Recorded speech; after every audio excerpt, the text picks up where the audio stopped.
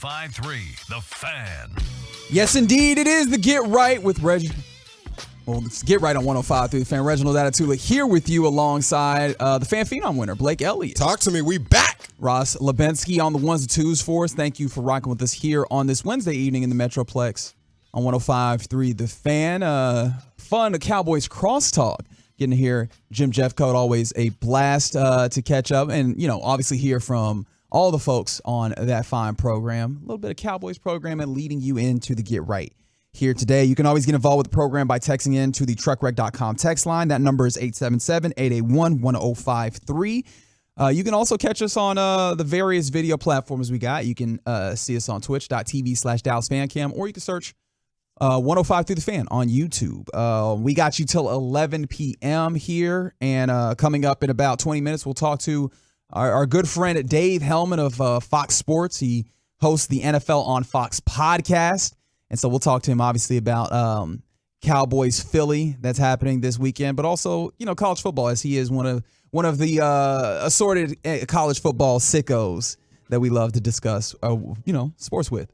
A heavy weekend, or not a heavy, and I guess not even the weekend. I don't know what I'm talking about right now. Let's go ahead and hit a rewind button right quick and let me get this right.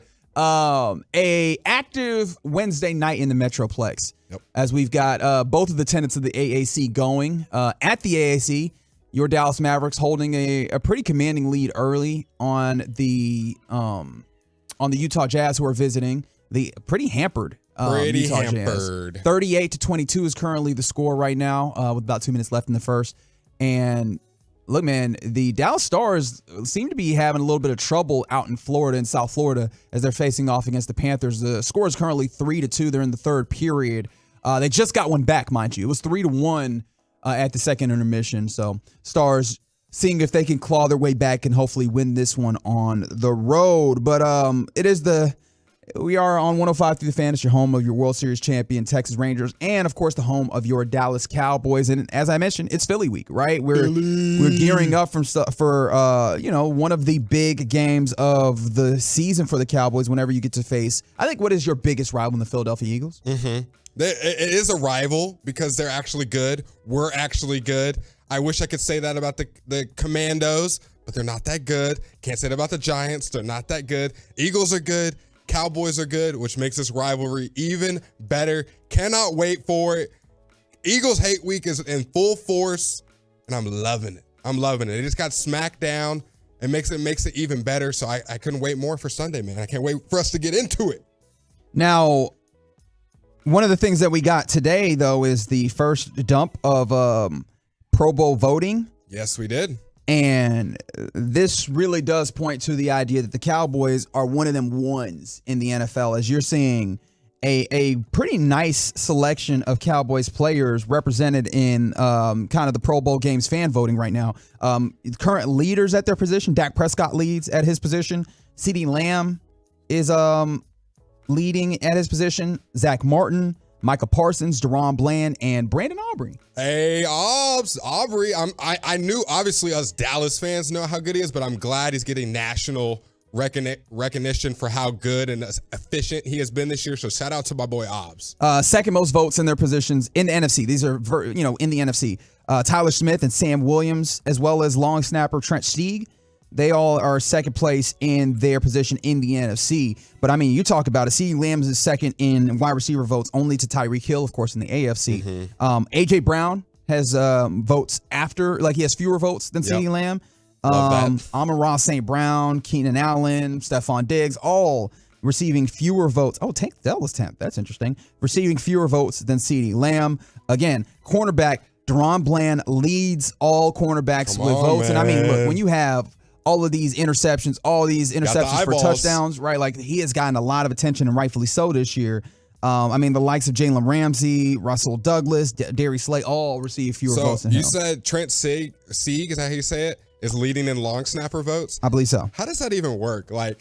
I don't know if anyone is qualified enough to know what's a good and bad long snapper unless you're a long snapper analyst. So is that just the Cowboys are good and we got the biggest fan base, so our vote just look, man, outweighs? I'm sure that's part of it, right? Like, I'm sure that's part of it. There's, not to get too deep into the politics, but some people when they go to vote, I don't need to remember all these names. I'm going straight party, right? This is my team, right? I'm going straight party ticket. And if you're gonna vote on the Pro Bowl, I mean, look, if you want to view yourself as like, repudiated media member, right? And like a respectable rather media member, and just like, all right, well, I want to vote on the people that I think is the best. That's fine, right?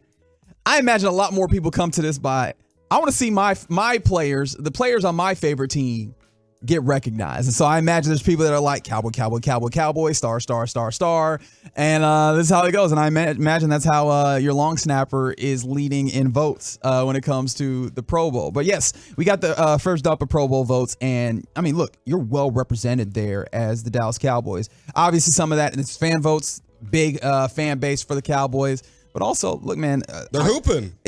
All right, let me go back and name these names again.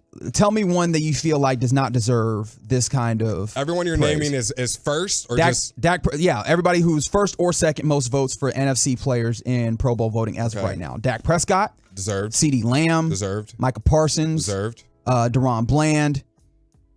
Deserved. Oh, no. There's a little hesitation. No, it's fine. It's fine to have hesitation. I just find that interesting. I think he actually is the best corner this year, but I just didn't expect for him to be number one as far as voting. But because I was thinking some other guys would garner some more votes.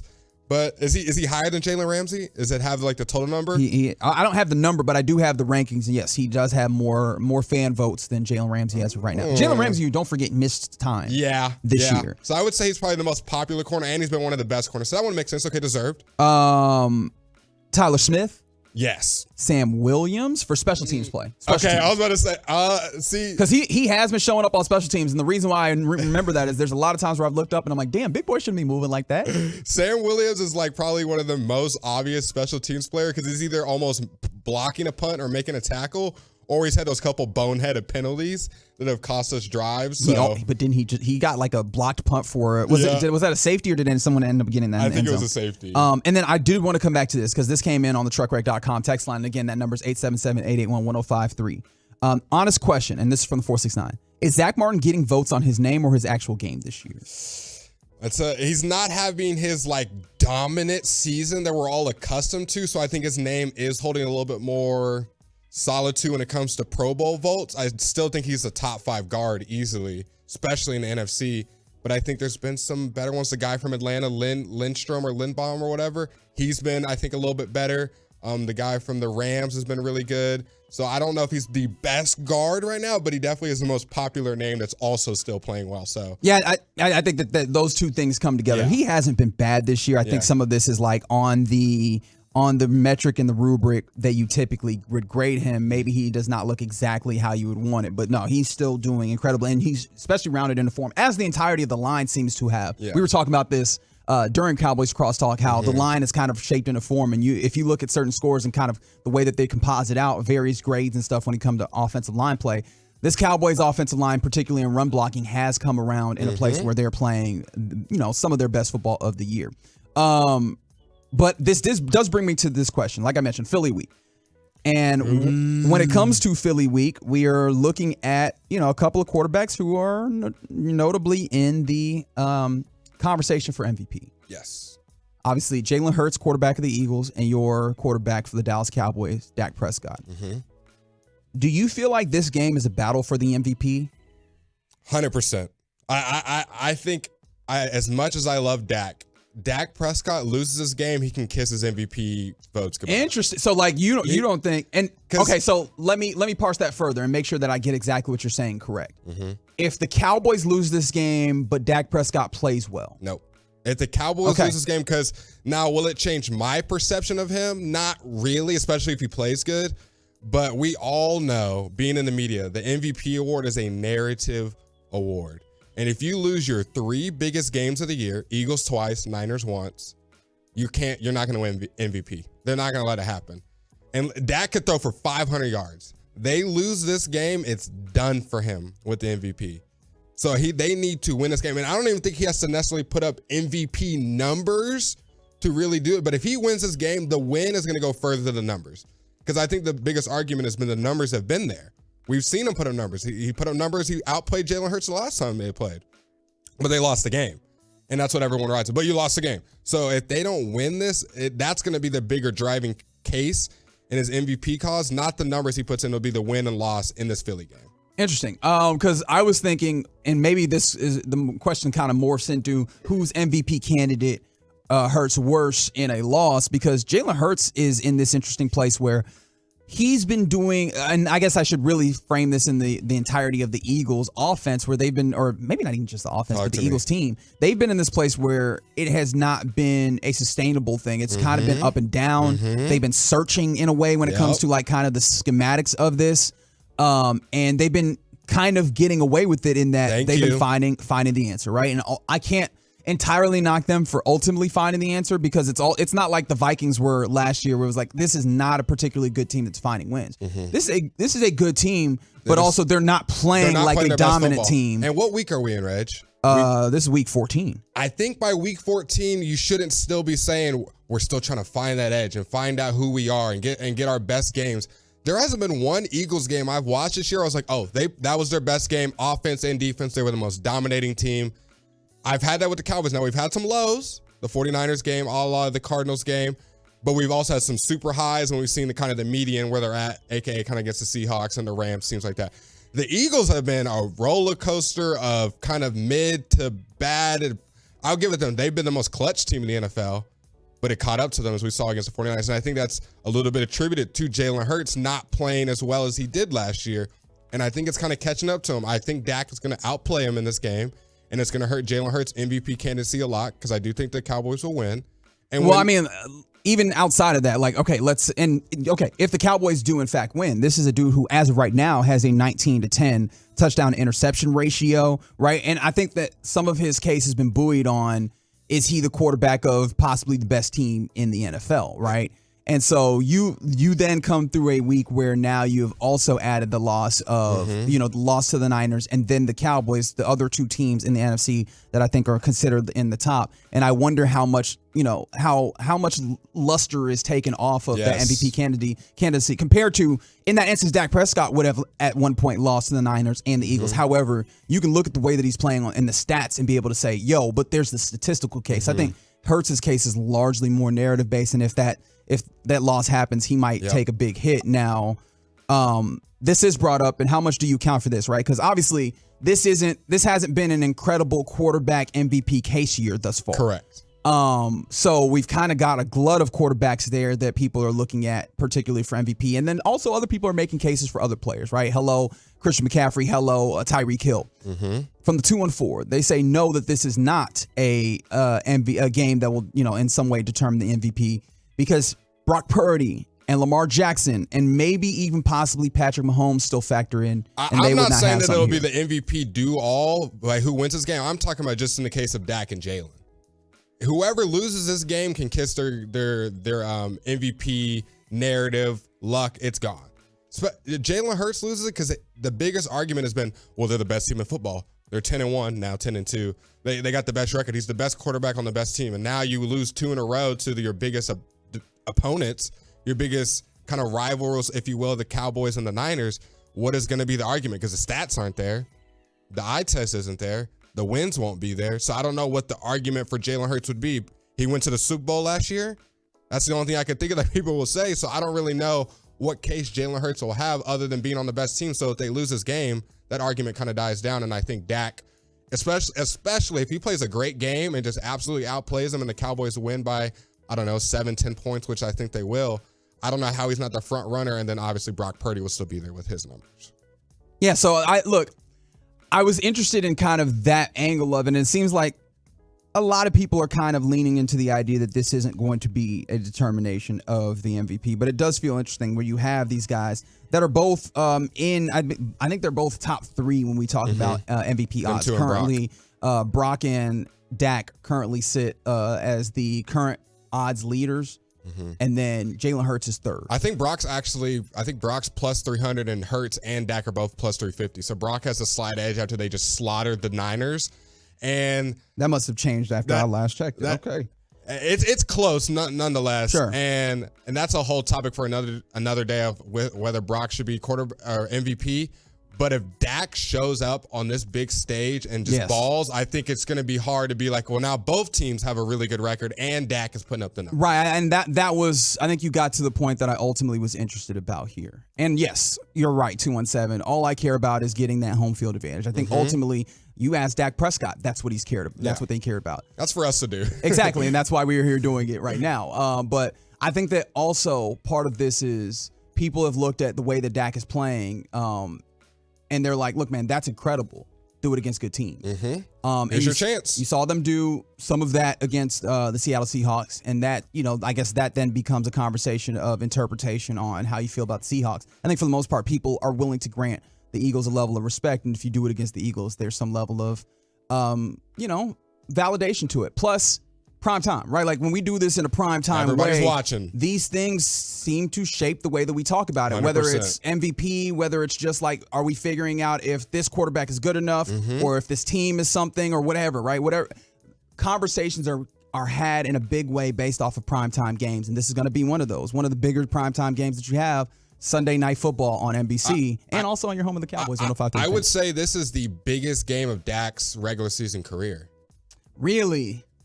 This is a chance for him to... That feels like we're going a little far. I'm just saying regular season career, the biggest game, because this is one you can take sole division of the division. Okay. You can front run and have a chance to have that number one seed. You're playing your best football, maybe other than this rookie season. Would they have the tiebreak if they did? Because, I mean, obviously they would be tied. I don't know if they would have the tiebreak against the Eagles in that instance, but I get what you mean. This is your best chance for an MVP candidacy that we've seen from Dak Prescott. You're playing on a big stage. Your team's playing amazing right now. So I think this is one of the biggest stages he's going to be on. I'm not saying like if they lose by 2 and he has a great game that his career's over. And I'm not saying all is at stake. I'm just saying he has a chance to get the biggest jump we've seen from Dak Prescott. The respect around the league, if he balls out, will be insurmountable. And how about this as a stat from Jory Epstein? Talk to me. She's an NFL reporter for Yahoo Sports. She wrote, only 4 quarterbacks in NFL history have posted a passer rating of 100 or better in 8+ straight home games. If the Cowboys quarterback Dak Prescott's passer rating is 100 or better on Sunday night versus the Eagles, he'll join. And these are the 4 names that have done it before. Aaron Rodgers. Okay. Kurt Warner. Good quarterback. Drew Brees. Solid. And Brett Favre. Well, it's going to happen. You've seen that Eagles defense. It's Swiss cheese. It's Swiss cheese, buddy. It's going to happen. Book it. Take it to your bookie. So I think that look, man, that type of thing would then really set Dak Prescott up for the capability of winning the MVP. Now, of course, you still have the rest of the season. Like ultimately, you have to play all of the games, and it gets a little interesting. It's in these the next fun few part weeks. of the season, December, But baby. I think that this could go a long way in helping Dak Prescott really solidify the MVP candidacy that he's been building over the last 8 weeks, 6 to 8 weeks. You win this one, the confidence in that room and Dak Prescott, his confidence is already out the roof. But if you win this one, who's going to tell him he can't win a game at any stage of the rest of the season? So I would be feeling really good if I was Dak Prescott after this game when they walk away with that W. It's the Get right here on 105.3 The Fan. Coming up next, let's talk to our friend Dave Helman, see what he thinks about this and more on 105.3 The Fan. All day, every day, bringing you insights and information no one has right here on The Fan and on the Odyssey app.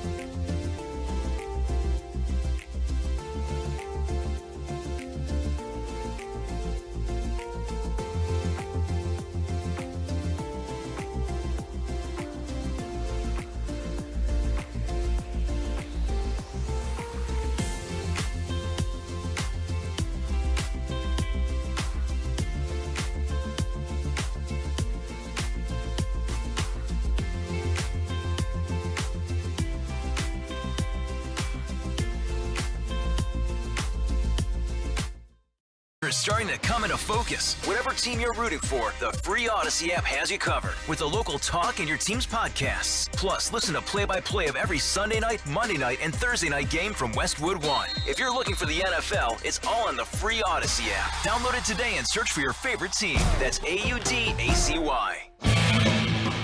And it's back to the Get Right here on 105.3 The Fan. The upcoming segment is brought to you by Frankel and Frankel. Life is unpredictable. Accidents happen. Frankel and Frankel are the go-to attorneys for car and truck wrecks in DFW. If you or a loved one has been in an accident, contact Frankel and Frankel for a free consultation at truckwreck.com or call 214 or 817-333-3333. So Get right here on 105 through the Fan. Reginald Atatula alongside the Fan Phenom Blake Elliott. Talk to me. Thank you for rocking with us here on this Wednesday evening. It's been an up and down one in South Florida for your Dallas Stars. They were down 3-1 entering this third period, and as of right now, they are down 5-4. Lots of goals. Yeah, a lot of goals in this fourth period. They'd gone down a couple of goals again after drawing even, and they just picked up a power play goal not too long ago as well. I'd give you the goal scores, but that'd take a minute here. I know Foxa scores in the first period. Marchman and Dadanov scored in the third, and then Thomas Harley, will finish or give you the fourth goal. Hopefully, he doesn't finish the scoring for the Stars. One more, at least, to send it to overtime. Maybe two more to get it done in regulation. Also, the Dallas Mavericks, however, having a good go of it at the AAC right now. Currently lead 62-43 with about 3 minutes to go in the first half of basketball. You're telling me Luka Doncic has been playing well? Headband Luka, he can't miss right now. I believe he has 23, 25 points. 26 now. Every time I check, it goes more. Yeah, 8 points, 8 assists to go with that 26 for Luka Doncic. It's a battered Utah Jazz starting lineup. Triple-double in the first half? Look, I'm not sure if he'll quite get there. However, he's working on it. Other guys who have kind of poured in is basically just Kyrie Irving with 13. Tim Hardaway Jr. has 9. We'll keep you up to date what's happening with your DFW sports as we go along. But right now we turn to the Boomer Jack's Bar and Grill hotline to talk to our friend. He's always a great contributor on Fox Sports. He hosts the NFL on Fox podcast, and also he'll give you a spoonerism any time of day. His name is David Helman. What's happening, Dave? Hello, gentlemen. Great to be here. It's great to have you here. It's Philly week for the Cowboys. Let me ask you this question because I posed it in the segment prior. Do you view this game as maybe like an MVP conversation matchup? Like, is this going to, in some ways, determine the MVP? I don't think you can win the MVP in a game like this, but I think you can probably lose it, particularly if you're Dak Prescott. And look, let's call it what it is. It's great to win the MVP. It's a prestigious award. It's something that we talk about when we consider like your Hall of Fame credentials or where you stack up.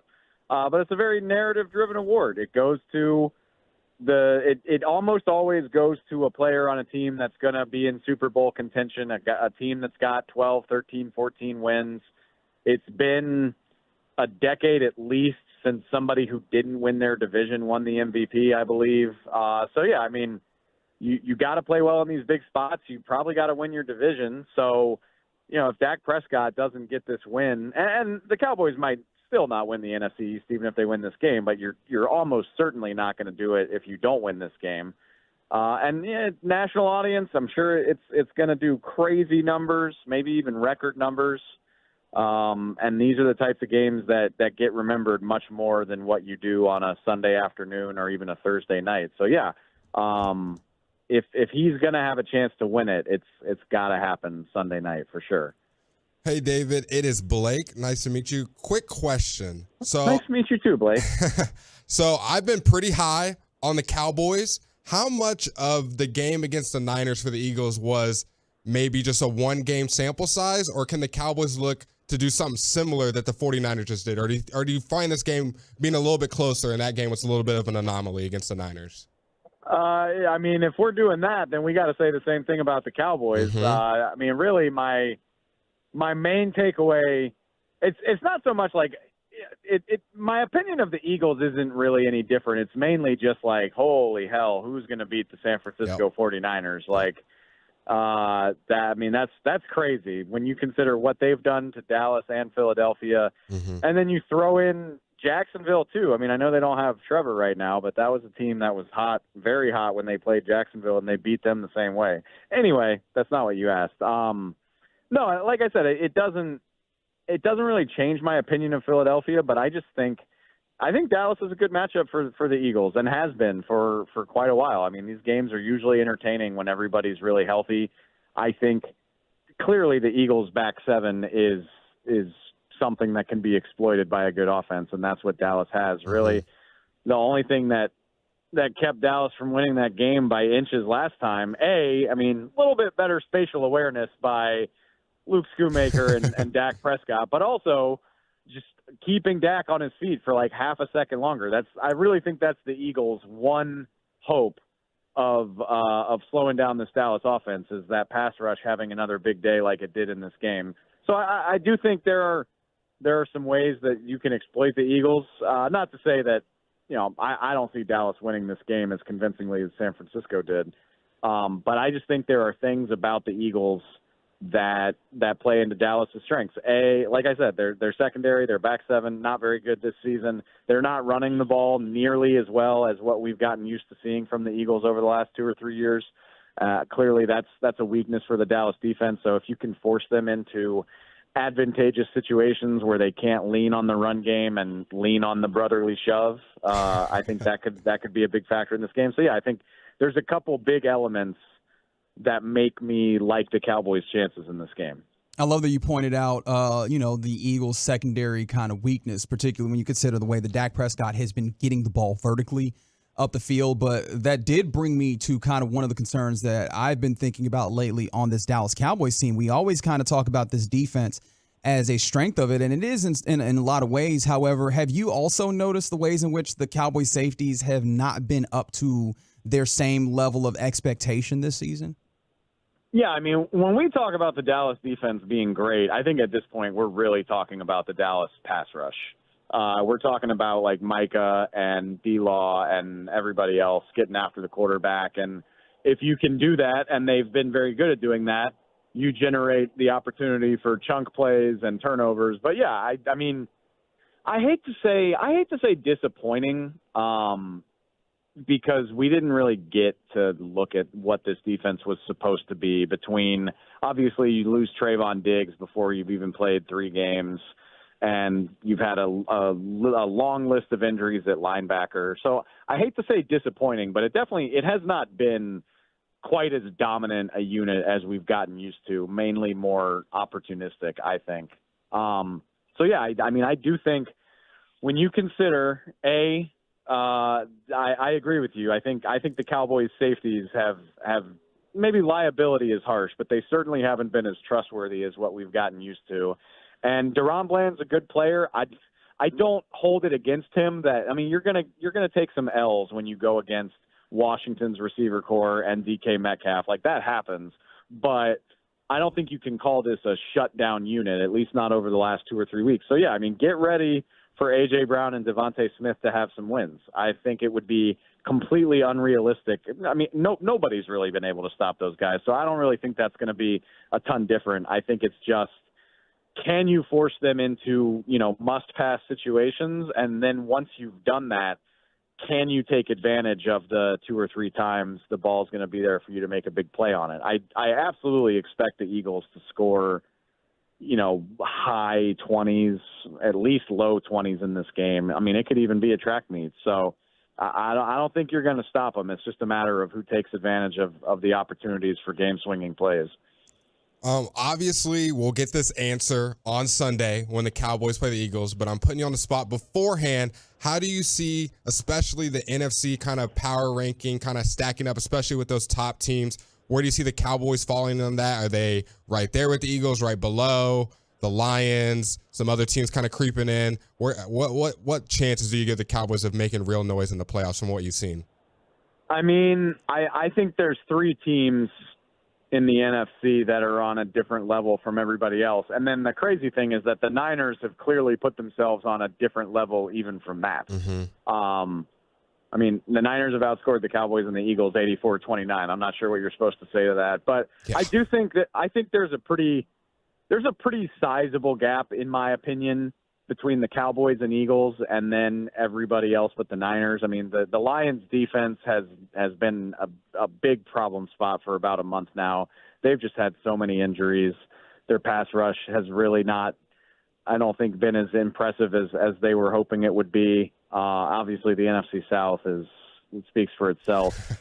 And then, even the hot wild card teams like Green Bay and the Rams, I mean, have their deficiencies. So, I mean, I put the Cowboys right there. The thing for them, the math's just against them getting home games in the playoffs. I mean, like I said, even I think they technically take the lead in the division this week if they beat the Eagles, but the Eagles have once they get done with this game, and I think they play the Seahawks, but after that, they get the Giants twice and the Cardinals. So I really think even if they lose this game, the Eagles could kind of just easily cruise to at least a home game, if not home field advantage. That's the benefit of winning like 10 games in a row or whatever it was. So I do think the Cowboys are a good team. I definitely think they're good enough to be there on divisional weekend. But it sucks for them that even with a win, I'm not sure the math is on their side in terms of like getting home field advantage or certainly getting a bye week. Having lost to Philly and San Francisco, that feels almost impossible. We're talking to David Helman of Fox Sports right here on 105.3 The Fan. And Dave, we've talked a lot of Cowboys, and I could keep talking Cowboys, but I also know one of the reasons why you enjoy jumping on with us is I'm going to do things like this. College football. Okay. I kind of want to jump in on the conversation about Florida State missing out on the Final Four here with you. However, I'm not going to do it in the way that I think everybody else is. Okay. Can I ask you, and look, I understand that you're probably, in a place where you're sympathizing with Florida State, the poor college football program that has never gotten any love, Florida State, on missing out on this. Middle child vibes. However, do you have any real feeling that Florida State had a chance of winning it all? Like, obviously, I'm not asking you to do the college football playoff committee thing of they probably weren't going to win this game. Do you think they actually could have won the championship if they were in this Final Four? If they can beat Michigan, why can't they win it all? Like, I mean, and I absolutely think that they're capable of beating Michigan. Honestly, the funny thing is, I mean, and that's why they did it, right? I said this to Emmanuel Acho the other day. Like, the committee did an amazing job if making good TV is the job. And the cynical side of me would argue that it was. I mean, that is the job, is to create the two most entertaining matchups, regardless of how fair or deserving it is. And ironically, I think the only team that I wouldn't give Florida State a shot to beat is Alabama. Mm-hmm. And that's why Alabama got in over them. It's completely unfair. It's completely undeserved. But that's what happens when you're Bama and you recruit at that level and you've got a decade-long reputation of being able to win games like this. But, yeah, I mean, would I put money on Florida State to win 2 games in a row like this? No. But, I mean, Florida State has talent. Florida State's defense was playing out of its mind. Mm-hmm. We're among friends here. I know we're on the radio, but I always – I talk to you, Reg, like it's just you and me hanging out at Jeff's pool. And I appreciate that. I think Michigan's a bunch of frauds, and why shouldn't I? Well, I mean, look, J.J. McCarthy might not be entirely healthy, and they have not seemed like a team that's all that excited to throw the ball with J.J. McCarthy. They've done it not in the second half. Honestly, the dirty little secret about this college football season, like, who's actually good? Mm-hmm. Bama lost to Texas. Bama beat a Georgia team, and Georgia's got a lot of talent, but real quick, who's Georgia beaten that I'm supposed to be impressed about? Georgia didn't play a non-conference schedule. Georgia's best win is Mizzou. Cool. Have fun with that. Texas beat Bama, but then they lost to OU, and they've also spent the last month and a half playing with their food, barely beating Iowa State and Kansas State. And Houston, don't forget about that one. Yeah, I mean, absolutely. Washington, the 2 wins against Oregon are very, very nice. Everything else they did in the Pac-12 was by the skin of their teeth. And then you've got Michigan, who beat, again, Ohio State team. What has Ohio State done that I'm supposed to care about? Oh, I'm sure that's going to go over well. They played Michigan tight. What's Michigan done that I'm supposed to care about? They both beat Penn State, Dave. Exactly. Like, I'm so unimpressed by the top of college football this year. And, I mean, look, all you have to do is win 2 games. That's fine. But, yeah, I actually do think this Florida State team, at the very least, could have played these teams tough. And especially the thing that I think people forget about, so many people turned into that conference championship game and were like, these guys are terrible. That was their 3rd-string quarterback. Mm-hmm. Their backup got concussed when they beat Florida by double digits in the swamp the week before. Or not 9 points, not 10. They beat them by 2 possessions. So you get your backup quarterback back, and you get into the field against a bunch of teams that, like I said, I have not been impressed by all year. I at least think they have a shot. I would have liked to see them, have a chance. David, quickly, what's your scope on the next year of college football? We've got all this realignment. We've seen more people in the portal than ever. We got kind of some different matchups we're going to see. What are you most excited for? You think it's going to be a more exciting season than last year? Obviously, we're going to have the bigger expanded playoffs. What's kind of your temperature of the room for next year's season? I mean, slowly but surely, we're just getting the NFL all over again. That's right. That's what they want, man. They want like the top 40 programs going against each other. Your roster is going to change every year, just like in the NFL because of the portal. You're going to have even more movement. You're going to have, you will have even more parity probably. It's going to be entertaining in its own way, but yeah, it's hard not to feel like the TV networks are just gradually trying to turn this thing into the NFL that plays on Saturday, which that's fine. It'll still be entertaining in its own way. And as long as LSU's playing football, I'll care about it. So I guess in a way it kind of proves their point. Which conference are you looking most forward to? The new SEC? New Big Ten, one that we haven't mentioned as far as the realignment? I'm a diehard LSU fan, and now I get even more reason to hate Texas and Oklahoma, and getting Texas and OU back in the mix with A&M, and now we all get to hate Bama at the same time. It's going to be a party. It's going to be a lot of fun. Look, I hate the SEC more than anybody, but it is the best conference, and it'll be a lot of fun to see those 2 brands get in on the action. He's David Helman. He hosts the NFL on Fox podcast. Anything special happening, my man? Busy, dude. Last week we were up to our eyeballs in Eagles Niners content, and we're doing the same thing for Cowboys Eagles. We've already done so much on it, but we'll have even more heading into the weekend. I got Greg Olson on to preview the Niners-Seahawks game. Maybe the Seahawks will carry that big performance against Dallas forward into that weekend. Maybe, just as soon as you think everything's set in stone, maybe the Seahawks rise up and upset the Niners. I don't think I buy that, but who knows? But, yeah, busy times as we move toward the holidays. And, if you want to give us a download, I'd appreciate it. Yeah, that's the NFL on Fox podcast hosted by our friend David Helman. That's at David Helman on Twitter or X. Helman, have a good one, my man. And let's get Jaden Daniels that Heisman. Man, just get Jaden the Heisman, and I'll just move past this whole mediocre college football season. Very good. Appreciate very good. It, guys. All right, my man. Like I said, David Helman joining us on the Boomer Jacks Bar and Grill Hotline. Always love that guy. What a nice guy. That was a great first meet. He's the best. It's like we're already besties. Yeah, you get a chance to meet him in person. It's even better. But coming up next, we'll take you around the National Football League here on the Get Right on 105 through the Fan.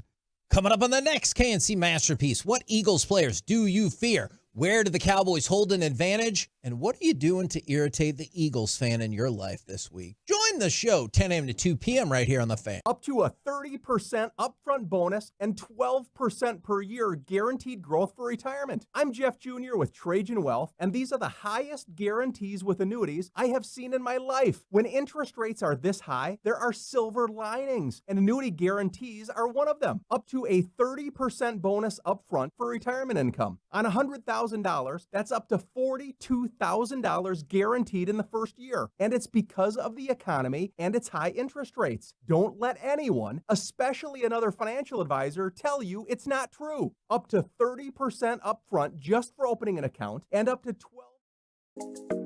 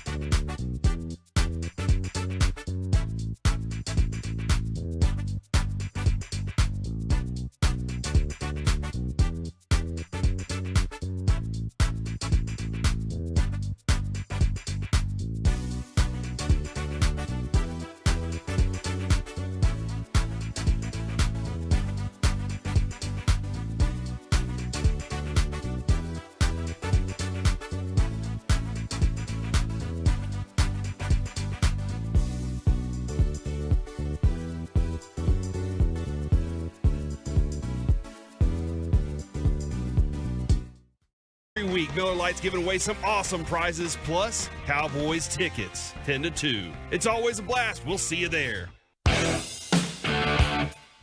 And it's back now to the Get Right here on 105.3 The Fan. The upcoming segment is brought to you by Classic Chevrolet. Classic Chevrolet is leading the way to finish the year #1 in America. They're racing hard with year-end savings on over 400 Silverados. Shop them all at ClassicChevrolet.com. This is Texas. This is Classic Chevrolet. Find new roads, relax, and enjoy the difference.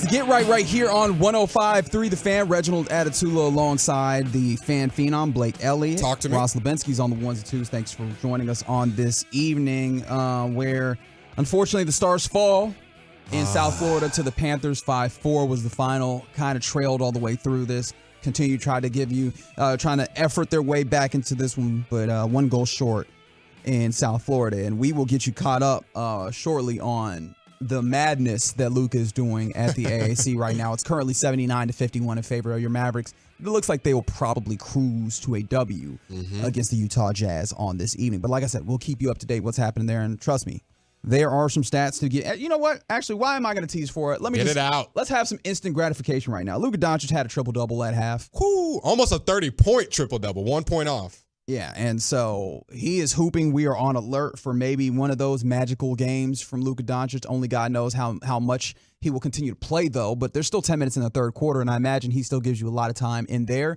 He wants to stay in. We'll see just how far he runs it up before what I imagine is going in an inevitable amount of rest in the fourth quarter. But we'll get back to that as we go along in the evening. But real quick, let's go around the NFL right here on the Get Right, where everybody's all-time quarterback MVP in the National Football League is who, Blake? All time? Yeah, the single best player in the NFL in everybody's eyes is who? Patrick Mahomes. That's right. And apparently this week he's shown up on the injury report. Oh. Yeah, with a pectoral issue. I actually missed that one. I didn't see that. Yeah. So obviously it's going to be Chiefs-Bills that will be playing this weekend. Bills quarterback Josh Allen has a lingering right shoulder injury. And so we kind of understood and appreciated that. However, Patrick Mahomes has popped up on the Week 14 injury report with a pectoral injury. It doesn't specify whether it's right or left pec, but both Josh Allen and Patrick Mahomes participated fully in practice. The reason why I bring this up is obviously everybody cares about Patrick Mahomes, but two, that's a team in the Kansas City Chiefs that has been defense driven, and you even saw the defense kind of struggle against the Green Bay Packers last week in a way. And so I understand that he does not have the support Patrick Mahomes that is in, his pass catchers. How much more difficult does this get if he's also nursing a pectoral injury, especially if it's the pectoral that's, closely attached to his throwing arm? It's GG's for the Chiefs. If he's not 100%, because that offense is at 50% and they're trying their hardest. So if your driving force at the engine of that offense is not 100%, you can count it as an L. I mean, even before he was a little banged up, I had the Bills winning this game. If he's banged up, it's tough cooking. The Chiefs' defense, I don't think it's a hot take to say, has been the best part of their team this year, even though they had the best player in the world in Patrick Mahomes, who's trying his best to carry along this troubling young receiving core. So if he's hurt, it's going to be tough cooking for the Kansas City Chiefs. Yeah, so we'll kind of monitor that. I imagine that we'll get more information as we get more injury reports as we get closer to the weekend there. Let's take it back to Monday Night Football where it was Jaguars and great game and Bengals. And you were very excited about this one when we came in. Obviously, you got a really great game from Jake Browning. But what you also had, which was a negative for the Jaguars, was Trevor Lawrence going out, and ultimately we found out that he had a high ankle sprain. Now, one of the things that caught a lot of people's attention was, hey, man, why is that man walking all the way to the tunnel, right? It's clearly an injury with his ankle, right? Or he is clearly limping in that way. That is a franchise quarterback. Why is he not, on a cart and making sure that's all good? Well, in talking to the media, and this is cut 4, Ross, Trevor decided that he wanted to kind of clear this up. I need to hear this. This will be cut 4. There's got to be a reason, because if there's not, I mean, how many golf carts are there in Florida? 1 million. One would think. Yeah, we have an amazing medical staff that takes care of us, and in every way that you could imagine. Anything that we need, they're always there. They work pretty much around the clock to take care of us. So we got one of, if not the best in the league. So there's no, I mean, I've heard what Amanda was telling me, kind of all the stuff that's been going on. And yeah, we talked about getting a cart, and I was going to get a cart, and then I'm standing there, and I'm already on the sideline at that point. The tunnel's right there. I just wanted to get off the field, get out of there. I didn't know what was going on with my ankle, and I felt like I could get off. And I was like, hey, you're good. Just don't bring it out. I'm going in. And then once I got in there, I'm like, this is a pretty long walk, but I was already there, and they asked again if I wanted a cart. I'm like, no, we're going to make it the whole way there. I didn't know there was cameras in the tunnel, so that's kind of, they're everywhere. Exactly. So, but no, of course we have carts, and we have everything we need, and I was the one that didn't choose to take one, So there you go. I'm glad we got some reasoning, but it's still unacceptable. And tell me if this is crazy. You don't make that choice. I don't care. That's just negligence of a training staff and an organization. I don't care if you say you don't need one. You're our best player. You're our franchise. You're the reason people show up to Jaguars games. They're not showing up for Christian Kirk, and I love Christian Kirk. Isn't Christian Kirk also have some injury? Zay Jones, Calvin Ridley, whoever you want to name, they're great, but no one's showing up, and they're showing up for T-Law. I don't care if he says I don't want a cart. You saw the injury just like us. I was like, ooh, made my skin crawl. I didn't want to watch it again. That cart's coming out whether you want it or not, buddy. You can be mad at me on the cart and be like, I didn't need it. Cool. Then you can tell the media I didn't really need it. We're not taking the chance of you possibly hurting it or aggravating anything and be like, well, he said he didn't want it, so we didn't give it to him. No, you don't take those chances. The cart should have been there, and then he waved it off, but that didn't happen. The cart never made it to the field, to my knowledge, to anyone that was watching. So personally think it's unacceptable. Everyone's got a golf cart in Florida, so I think there should have at least been that out there, medical cart. But yeah, well, I mean, look, he has the high ankle sprain. He's TBD for this week, and I imagine he probably does not play. Typically, the high ankle sprain, few weeks of recovery. We'll see what ultimately they decide of it. However, they're going to have a little bit of a tough decision as C.J. Beathard, who came in, hit T-Law's backup. Apparently, he suffered like a left hand or wrist injury. I think it was on that first play. Yeah. So he was limited in practice with a left shoulder injury. Not everybody can be Jake Browning and show up and light it up. Okay. He lit it up.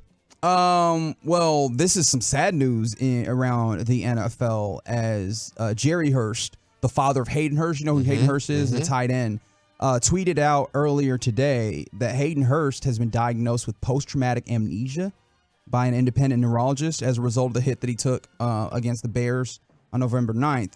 And Jerry Hurst went further to say that slow recovery, don't know when he'll be back, prayers appreciated. And so that's a really tough thing to see, not just because he's dealing with this, but also like the idea that his father deemed it necessary to let us all know, him independently. Obviously, prayers for Hayden Hurst. It's a reminder just how dangerous the sport can be. We've seen so many injuries this year. They're like, obviously it's been the key players and stuff like that, but it's just been, I texted my mom about it. I'm like, this year it just felt like there's just been so many injuries. There's not a single game that goes on that 4 or 5 players aren't injured. Someone's carted off, star quarterback's out. So prayers to the Hurst family that he can get through this. But yeah, it's been a rough one for injuries. Yeah. And, headway.org lists this, the post-traumatic amnesia as the time after a period of unconsciousness when the injured person is conscious and awake but is behaving or talking in a bizarre or uncharacteristic manner. And so, you would hope that hopefully he could just get back to a place where he is in his like normal state of mind and behavior. And so, like I said, prayers up for that gentleman, for Hayden Hurst, who is, a pretty good tight end, but obviously, regardless of if he was good or not, you never want to see these types of injuries at all. Yeah. That one's scary, though. 100%. 100% kind of scary to see something like that happen. Real quick before we go, I did want to mention this. Justin Fields. Yeah, Fields mania. Oh, really? Okay. I'm a Fields supporter. All right. Well, apparently he's feeling very comfortable right now. Because, the Bears aren't playing very well right now. They might even go ahead and pick another quarterback to try and make his replacement as their quarterback of the future. And he said, quote, life isn't fair. I'm just focused on what I can control, and the rest is in God's hands. Wherever, if I'm here next year, if I'm not, football doesn't define who I am as a person. my happiness will still be in the same place. Will still be in God. I know that God's got me, and I'm going to be good. Great answer. A+ for me. Yeah, A+. yeah. But seems like he's already, in that place where it's like, look, man. It is what it is. I mean, I think Fields has done enough this year that he'll have a starting job. Interesting. You feel comfortable because look, I think that there's still traits and there's talent there, but telling you, Atlanta, baby, that would be cooking.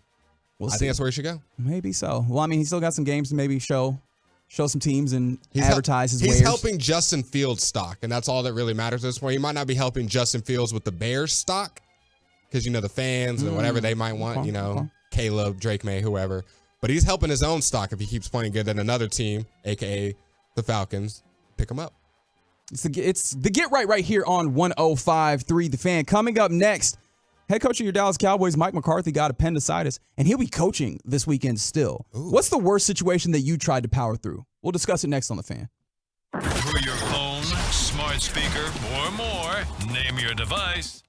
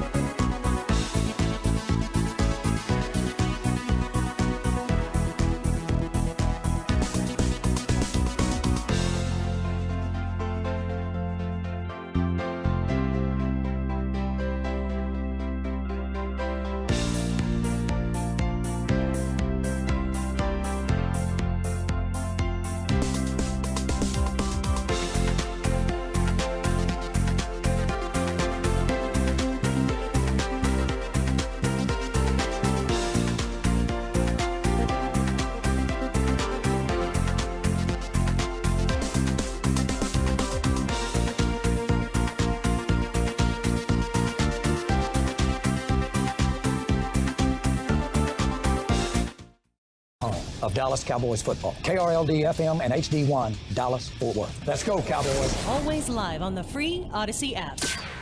From our fan studios secured by DFWsecurity.com, it's time for the Get Right on 105.3 The Fan. Yes, indeed. It is the Get right here on 105.3 The Fan, your home of the Dallas Cowboys and World Series champion Texas Rangers. 105.3 The Fan. Reginald Atatula here with you alongside the Fan phenom, Blake Elliott. Talk to me. Shout out to Ross Lubinsky on the ones and twos. And shout out to you for rocking with us on this Wednesday evening. You can always get involved with the program on the truckwreck.com text line. That number is 877-881-1053. You can also do so by searching 105 through the Fan on YouTube or going to twitch.tv/DallasFanCam. Here in about 20 minutes, we'll discuss the Athletics 2023 NBA tiers and what that says about your Dallas Mavericks, as well as other teams around the National Basketball Association. But we got news earlier today. News. That the head coach of the Dallas Cowboys, Mike McCarthy, had appendicitis. Like he had surgery today. So yes, apparently he underwent a successful surgery, which is good because, it's very rare that you hear about unsuccessful surgeries. And I imagine that's always very, very bad. But obviously this is 5 days before, one of the biggest regular season games of this season against the Philadelphia Eagles. So apparently he experienced abdominal pain. And you were asking about this earlier, Blake, because apparently you were not very familiar with appendicitis. So let me school you in a way. He felt abdominal pain. So pain is abdominal. And he was like, what's happening? So he decided to go, and he works in a place where they got the best doctors. They got medical everywhere. So he went and go talk to the medical staff. And then I guess they figured out you got appendicitis. We have to send you to the doctor, and to the hospital. And so he went to the hospital, got surgery, and he was released later. That's how you know you got that afternoon. good doctors. The day he figured out he had the pain, he got surgery the same day. Well, I mean, look, if you have appendicitis, you'll go to the emergency room. We'll get it handled, right? So, I mean, look, it'll get handled. It's just I imagine that the payment afterwards goes a little bit different. Maybe that Cowboys insurance, a little wink, wink, covers in a whole different way. However, the big thing about this story, right? Obviously, thoughts and prayers with Mike McCarthy, as always, on his successful surgery. Anytime they cut you open, I imagine that for me personally, that matters. However, there's a little bit of spiciness happening at the AAC. But he apparently is expected to coach, and he anticipates to coach on Sunday, saying, quote, "You really think that tough Irishman is going to miss this game?" Actually, that quote is attributed to defensive coordinator Dan Quinn. So he said, "We're certainly anticipating Mike being back for the game. We'll hold it down for practices. Knowing him, he'll be online tonight, wanting to go through red zone and third down and everything else. We expect him to be rocking by game day." However, for me personally, maybe I'm just a week or whatever. Look, fighting through that is tough, and that made me think, what is the worst thing that you tried to fight through or maybe failed to fight through? 877-881-1053. Blake, is there anything that comes to mind on something where you were just like, hey, man, I was fighting for my life, and yet and still I tried to fight through? Yeah, I got two. I was just like Luka. Oh, they put a hand in his face. That's not okay. Okay, so there's two for me. First one that comes up sports-wise. Football, 2018, Colleyville Heritage Cowboys. We were a very good football team. We lost week one. I got the schedule right here in front of me. We lost week one to Aledo, 38-21. Running back Jace McClellan was just at Alabama this year. Very good team. Then we went 11 games, won all of them, made it to, I don't know, the second, third round of the playoffs. It sounds like you just took this opportunity to brag. That's all I heard. What's the I relevance here? was not the star player on this team. We had very good players on this team. Either way, I was feeling good that we're finna make the state championship. We're balling. We're the best team in Texas. We play Lubbock Coronado. We scored 62 points, Reggie, and I had to watch us lose that game. Oh. How do you score 62 points and lose? We lost 80-62. So you were just talking about having a bad time. That was the first one that came to mind, of just having to watch us lose firsthand. Like, I'm on the field. But you were physically okay. I don't know. You were mentally in pain, but you were physically okay. I was literally about to cry. It was just so, because we had already said we're going to win in our heads, and we lost that one. So that was one tough to watch firsthand, as our hopes fall apart in our hand. Physically, So I'm about 10 years old. I'm at church camp, Alasso Ranch, and we're in the, what's it called? The dorms, I guess, the cabins. Sure. And we're wrestling like every 10-year-old kid does at church camp. And we're doing like jiu-jitsu, Oh, that's jiu-jitsu. I thought you was just putting each other in headlocks. I mean, we probably they out here doing leg kicks and that's crazy. So we're doing everything. And like I said, it's a cabin. So Lock in the arm bar, dog. What are you talking about? Yes, definitely arm bars are coming out. And it's wood. Everything is wood bunk beds. And it's my turn to fight. And I get up there. And I don't know if I won or lost, if I can't remember. But either way, my elbow hits the wood bunk bed. And I was like, oof, that hurts, right? But I'm 10 years old. It's church camp. Next day, we're playing dodgeball. And this is the time you get all the ladies. Everybody's watching from church camp, the blue team, the green team.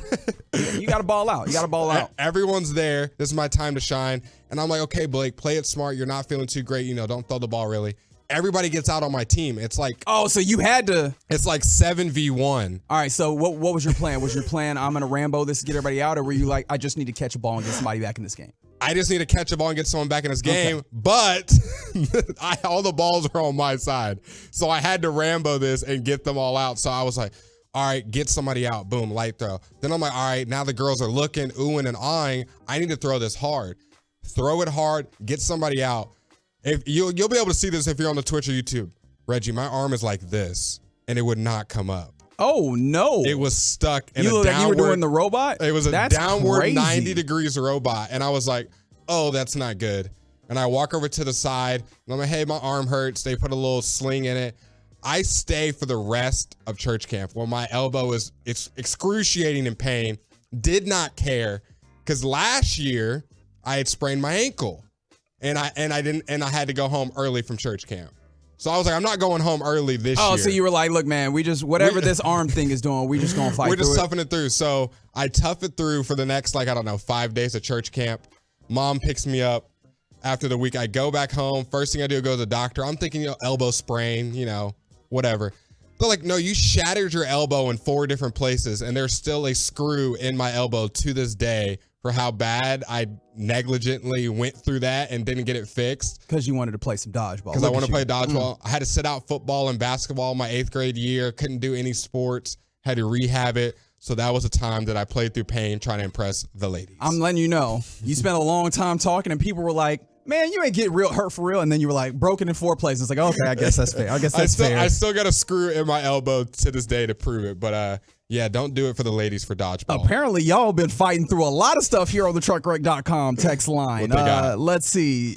Someone said from the 469, had rotator cuff surgery on Friday and sang a full 2-hour gig, and then on Saturday, and then 3 church services on Sunday. I will never do that again. It was awful. Uh-oh. And that's just the rotator cuff. I feel like, were you holding the microphone in that hand? I was thinking the same thing. I want to know. And some of y'all are like downright heroes as well. From the 214, been going to work for the last 3 months pretty much every day while undergoing cancer treatments. Oh, now that's a real G. That's a real G. My goodness. Mine is nothing compared to that. That is incredible. From the 817, forced to leave work because of kidney stones I could barely stand but still working. Oh my goodness. Are you familiar what happens with kids? Okay, I was gonna say, I know that some of the anatomical stuff eludes you, but you know the pain of that one. Yes. And I know there's a lot of brethren listening on the sound of my voice that just kind of clutched a little bit. Yeah. Because that pain. I almost didn't come to work because my nose was stopped up. These people are going with real medical conditions. Y'all are some heroes, and I salute you. Oh my goodness, from the 214. They said their brother had appendicitis about 2 months ago and just went to the emergency room yesterday due to bleeding internally and externally. Oh my god. They say he's a moron. Okay, well, I don't know that name calling is necessary, although I would have advised him to make some moves a little bit earlier than that, yes.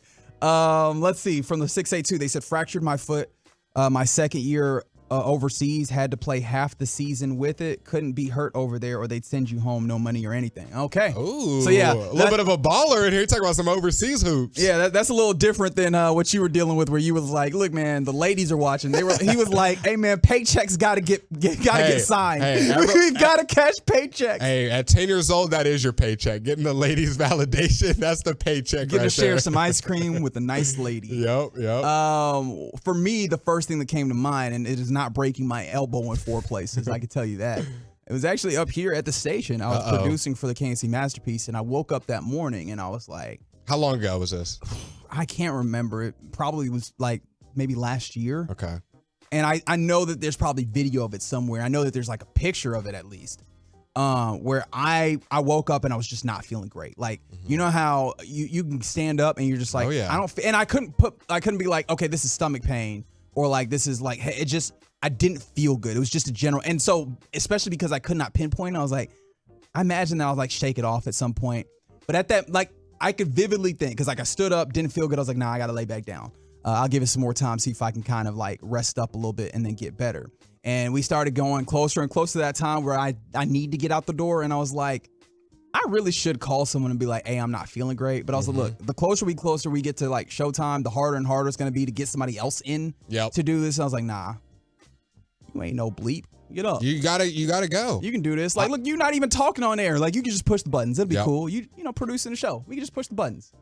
Brother, when I tell you I got up here, we started the show, I put my head down, and I was just basically I feel awful, and I literally was and look, you're on automation mode. When I decide that I want to barely do my job, it's not a hard job. Ross, you can speak to this, right? Like if I'm just doing the very bare minimum and just like pushing this button, it's not too hard of a job. No, but I've definitely been there. In fact, this is one of mine if we end up getting to me here in this segment. But yeah, the exact same thing. But like, if you come in here and you are not like mentally sound. Oh yeah, there's a lot of ways to trip up. Oh boy. And my head was just down. And I feel like after a couple segments, I don't even remember which one of the guys, this is how kind of out of it I was. They were like, are you okay? And I was like, I don't think so. And they're like, you know what? You might need to tell Tim. And so we got it handled. Someone else like came in and started, you know, and took over. And I just went home and I pretty much slept for the rest of the day. I still don't know like what was wrong with me, but it was just like I felt so bad. I couldn't really do nothing. I was not useful to anyone. Was really the best way to put it. I was not, and I was like, I'm gonna fight through it. And what did I get for my effort? A drive to work and feeling bad in front of other people. There you go. I didn't do anything really productive on that day. I tried to, when I was a server, I got root canal surgery and then had to work later that day. And that was probably the worst day of work in my life. Because as a server, you know, all you're doing is talking, and my mouth was numb and messed up. And I was like, how are you guys doing today? How can I help you? And I got like saliva in my mouth. Oh, yeah. You were just ruining people's experience. I was like, you were like, I need these tips, but they were just sitting here like, I hope you don't talk too close to my food. I was hoping that they felt bad, but my manager did let me off. I told them I had root canal surgery. They did not care. Sometimes you got to power through to work. Get that paycheck, baby.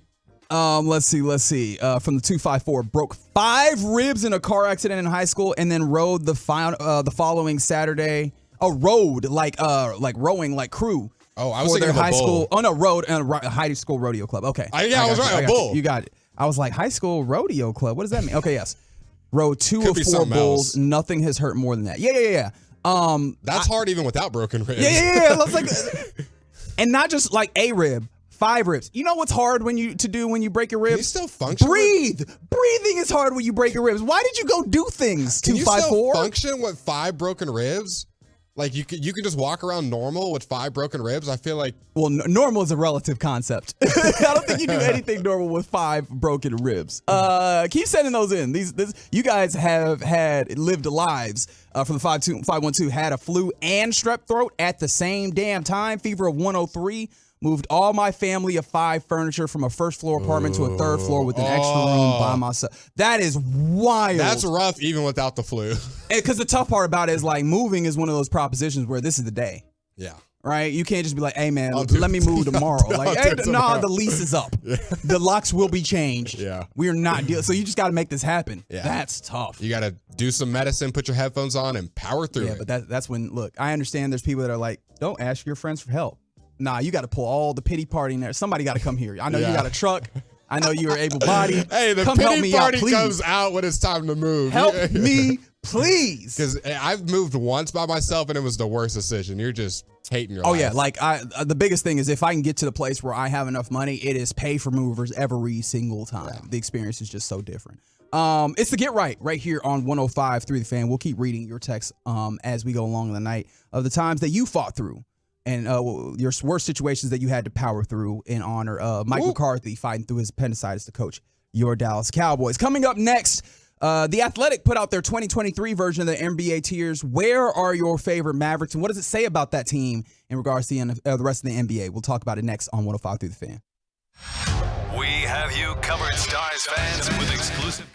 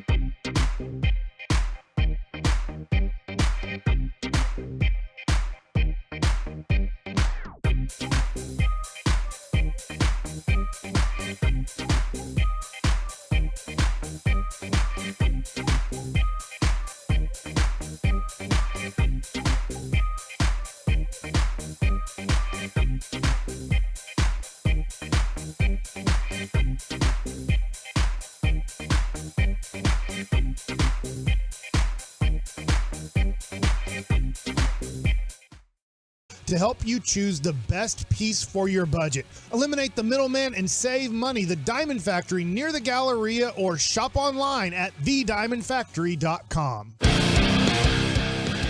And it's back now to the Get Right here on 105.3 The Fan. The upcoming segment is brought to you by Frankel & Frankel. Life is unpredictable. Accidents happen. Frankel & Frankel are the go-to attorneys for car and truck wrecks in DFW. If you or a loved one has been in an accident, contact Frankel & Frankel for a free consultation at truckwreck.com or call 214 or 817-333-3333. So Get right here on 105.3 The Fan, your home of the Dallas Cowboys and World Series champion Texas Rangers. Reginald Atatula here with you alongside the Fan phenom, Blake Elliott. Talk to me. Appreciate Ross Lubinsky on the ones, twos, and thank you for rocking with us on this Wednesday evening and texting in on the truckwreck.com text line, 877-881-1053. We asked in the last segment, what's the worst situation you tried to power through, in honor of Mike McCarthy powering through his appendicitis and surgery that he had, a successful surgery that he had earlier today, to still coach your Dallas Cowboys, and he anticipates doing so on Sunday evening against the Eagles.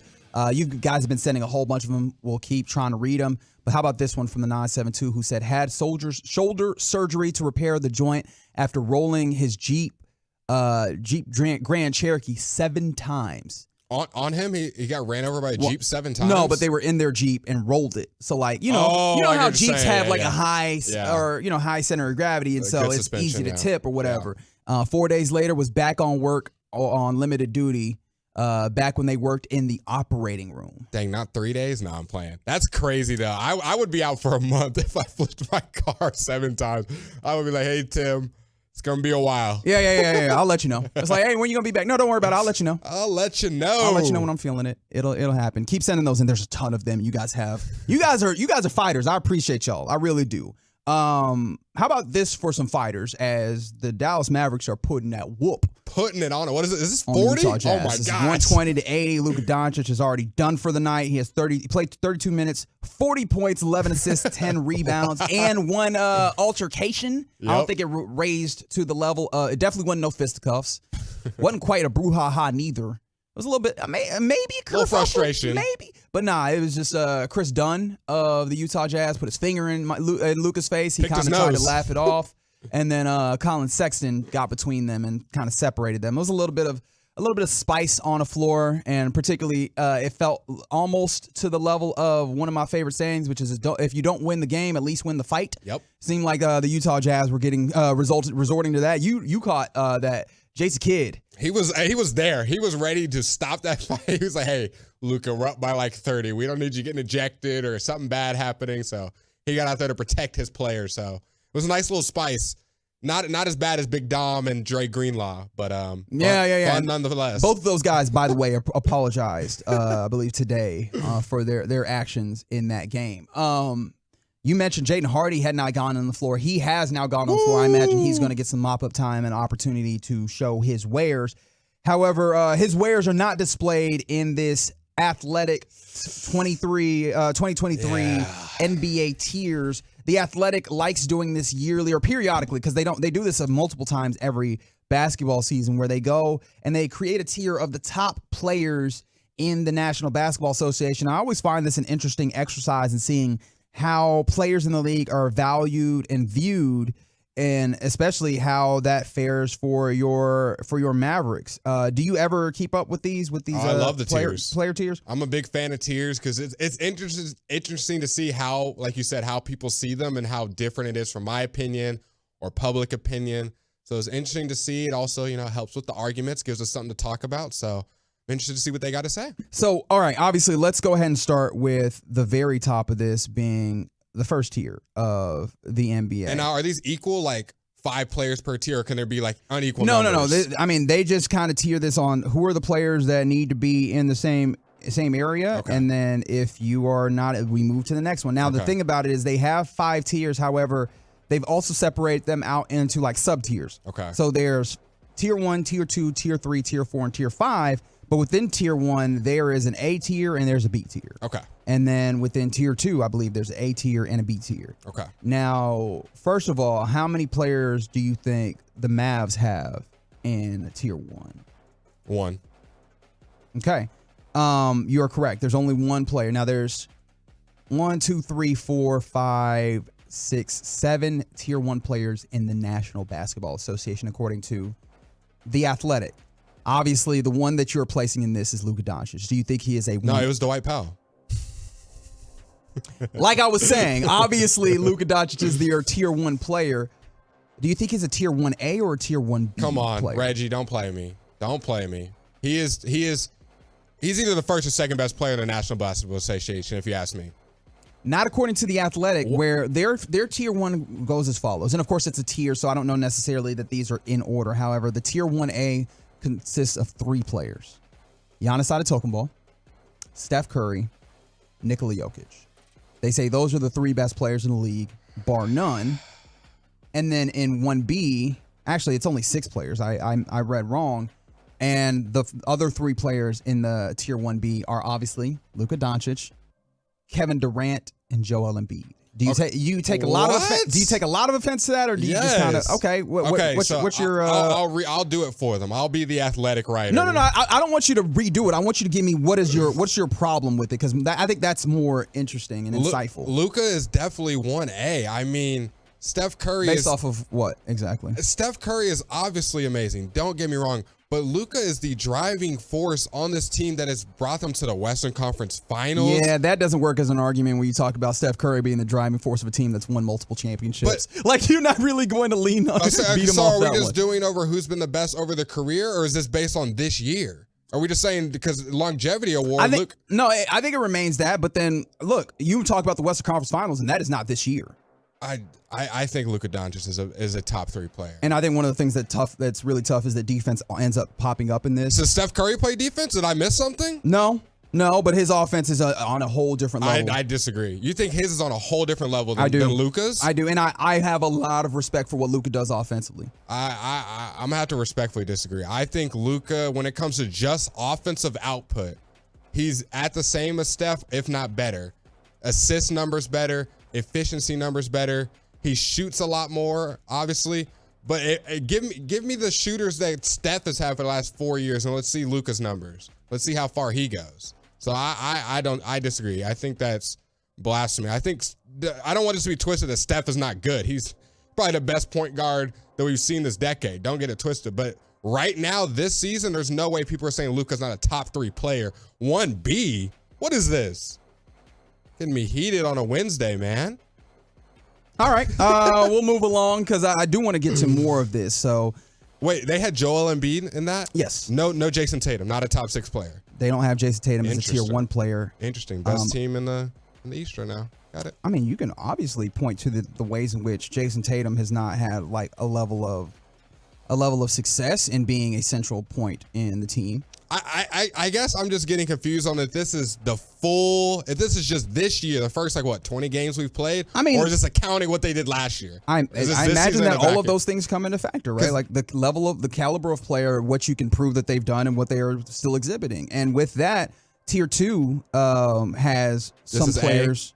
This actually is broken down into 3 tiers within sub-tiers. 2A, which is LeBron James, Kawhi Leonard, Jimmy Butler, Jason Tatum. Okay, I was about to say, how far is he going to fall? And Devin Booker.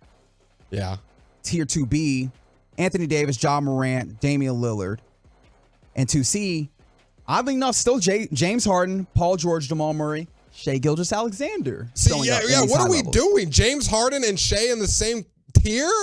Was this made 2 years ago? What is happening? I think there's a level of respect for skins on the table. And that's my thing. If we're just doing skins on the table, this guy was good a couple years ago, so we're going to say he's still good. James Harden is not a top 15 basketball player right now. Well, if you've been watching basketball, this year or last year, he is not a top 15 basketball player. Well, with that being said, I didn't think I'd be this heated. I thought I was going to agree with you're getting really mad. I wonder, is this going to make you mad? Kyrie Irving doesn't appear until tier 3B. Oh, my God. Sitting alongside the likes of Chris Middleton, Drew Holiday, and Trae Young, and Draymond Green, Pascal Siakam, right? Like Jalen Brunson. I don't think I've ever been this heated on a segment. I usually agree with most of the stuff, and I'm Mr. Positive.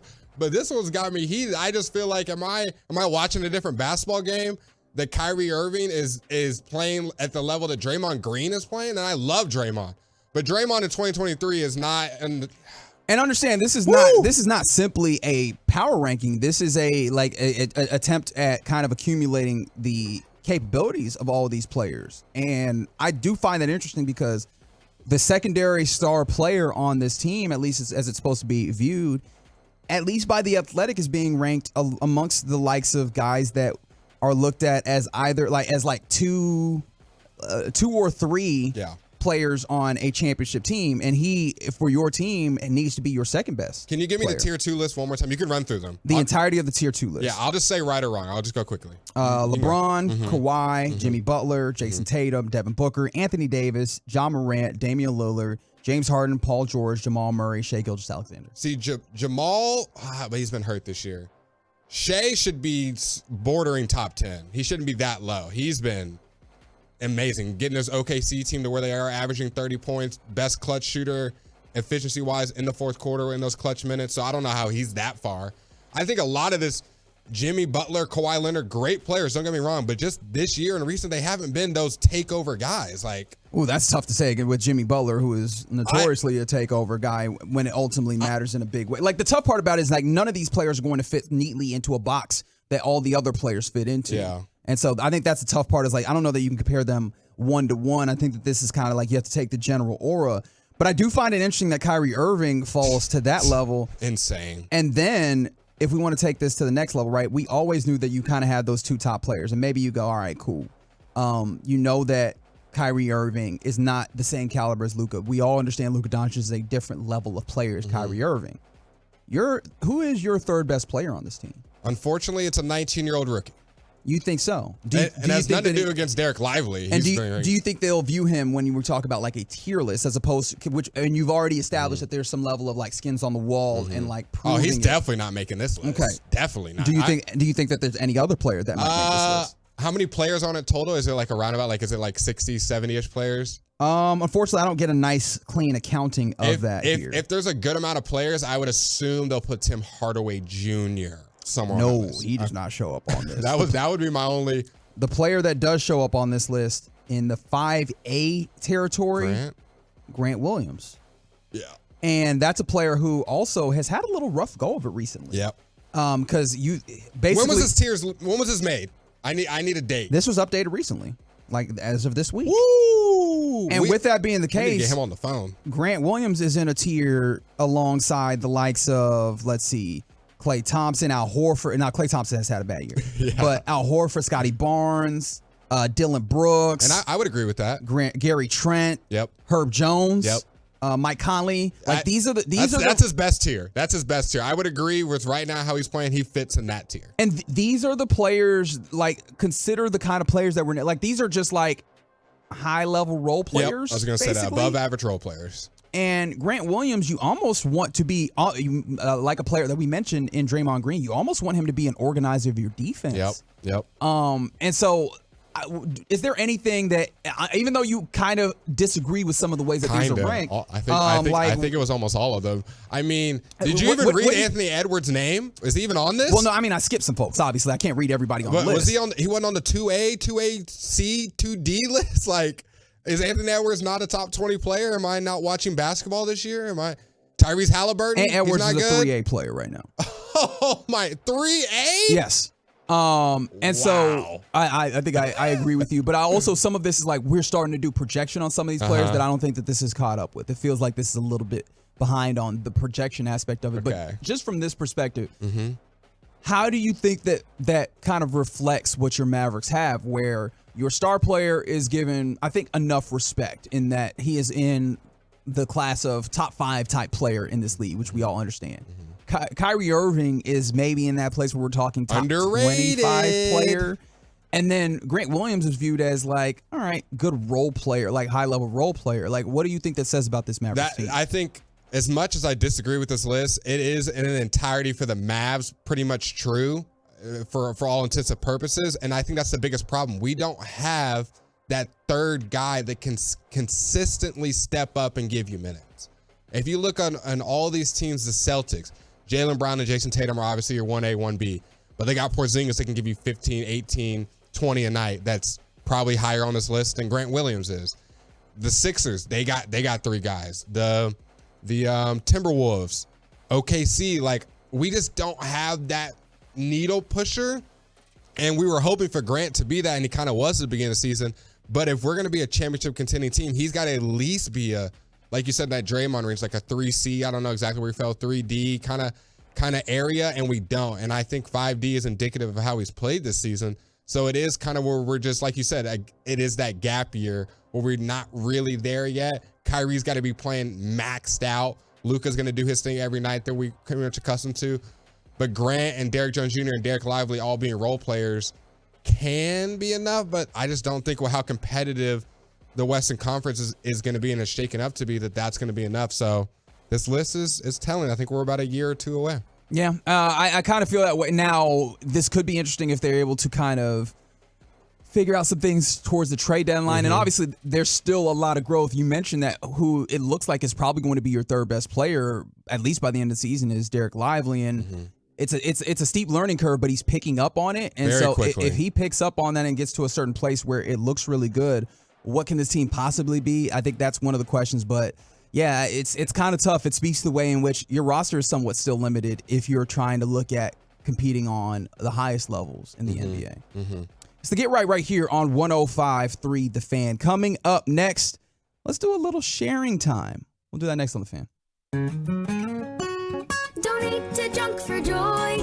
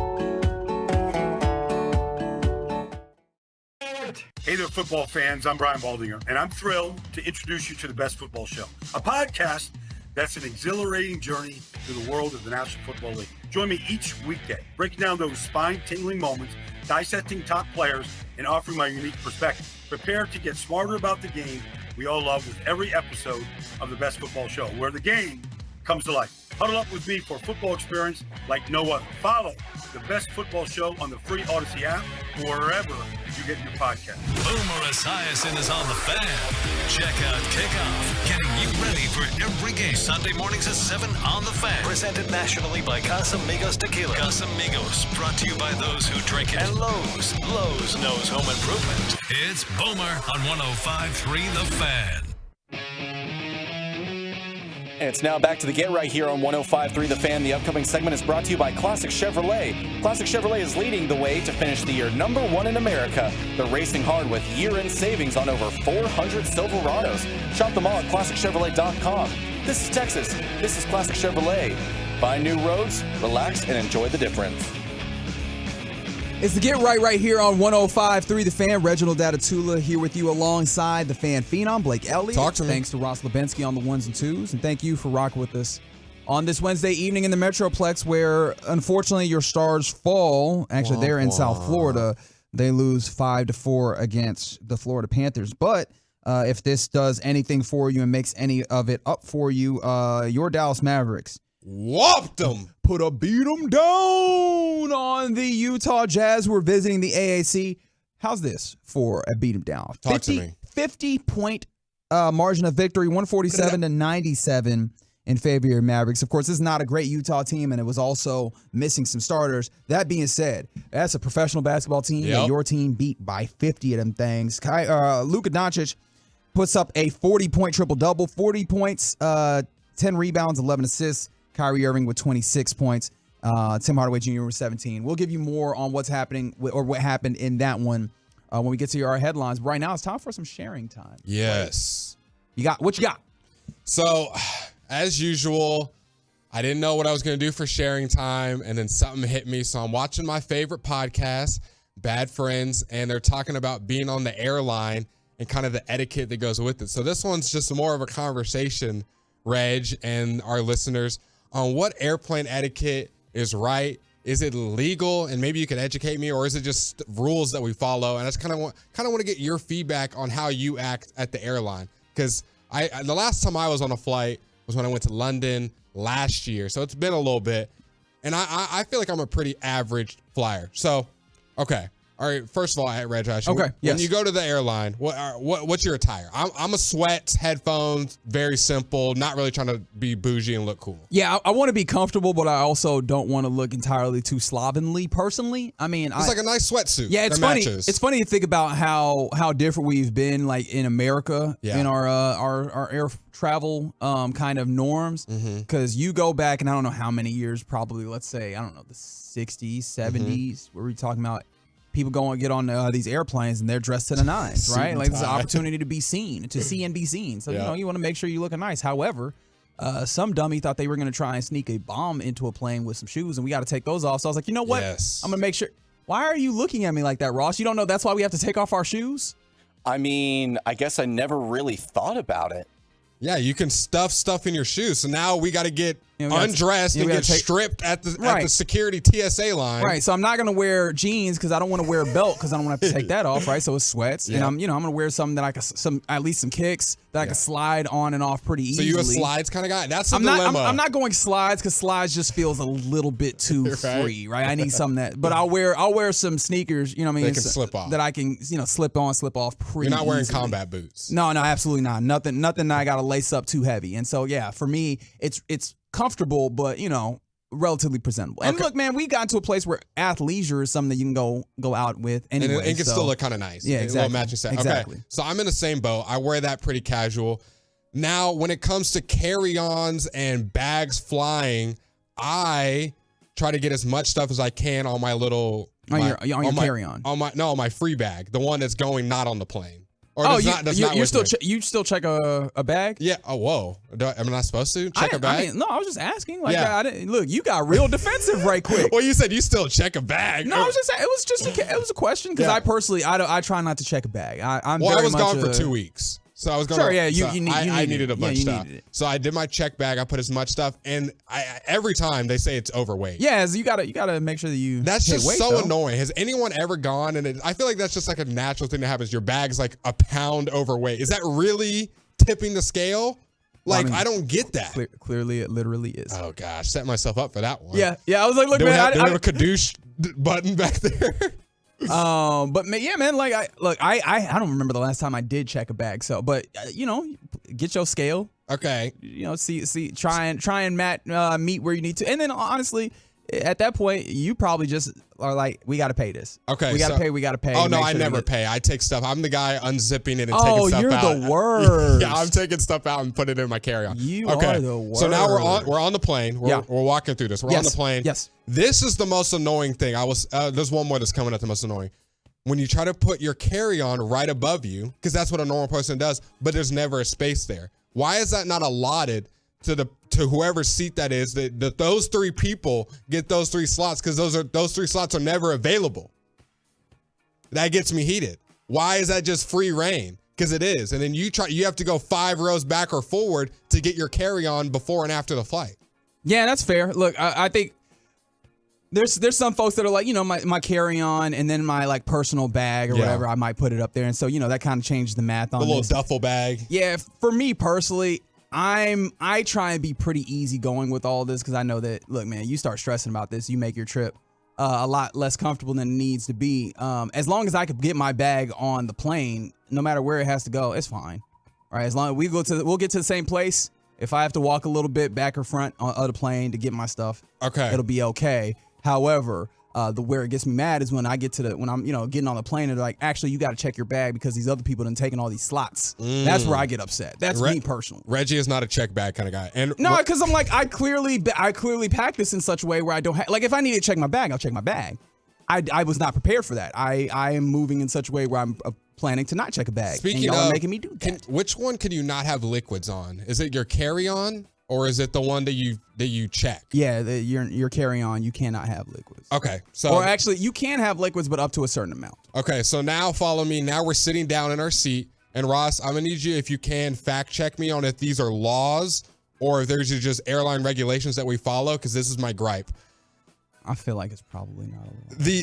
When they make you turn off your phone or not use your phone and make it in airplane mode, or even worse, the little tray that you have to put it up for some reason and you can't recline your seat. What is that if the plane crashes, I don't think it's gonna matter if my seat's reclined or if my tray is down. Well, we probably have some like either pilots or airline employees listening. Let us know on the on the truckwreck.com text line 877-881-1053, because I've always thought that part of that is putting it on airplane mode is trying to reduce the amount of like cell signals that are being sent from the plane so that we can, clear up the airways, make sure that only the important. But no one does it. Does anyone actually do it? I do it. Okay. Again, I'm not trying to make you know what my general philosophy is, and this goes beyond, air travel. This is just like in life. I'm not trying to make nobody doing their job. I'm not trying to make their lives harder. And I get that. If they were if they're like, hey man, you need to turn off all right, cool. If they were to walk up to me and say, hey sir, we see you on your phone. So you need someone to come tell you like you're a child? Yes. They told you over the intercom. And I'm looking at everyone else emailing 25 people, and I'm like, all right, I'm gonna keep texting while I can for the last 5 minutes before it's off for the next couple hours. So that gets me heated. Either way, the tray you can't have out. So now we're on the flight. We're in the air, and they bring you some mid food. Has airline food ever been good? Ever. It's always like the worst food you can think of, and you got no other choice either to starve or to eat it. Why can't we get some world-renowned food, or at least, just average, above average, just like a sandwich? It's always like something you don't want to eat and you don't got a choice.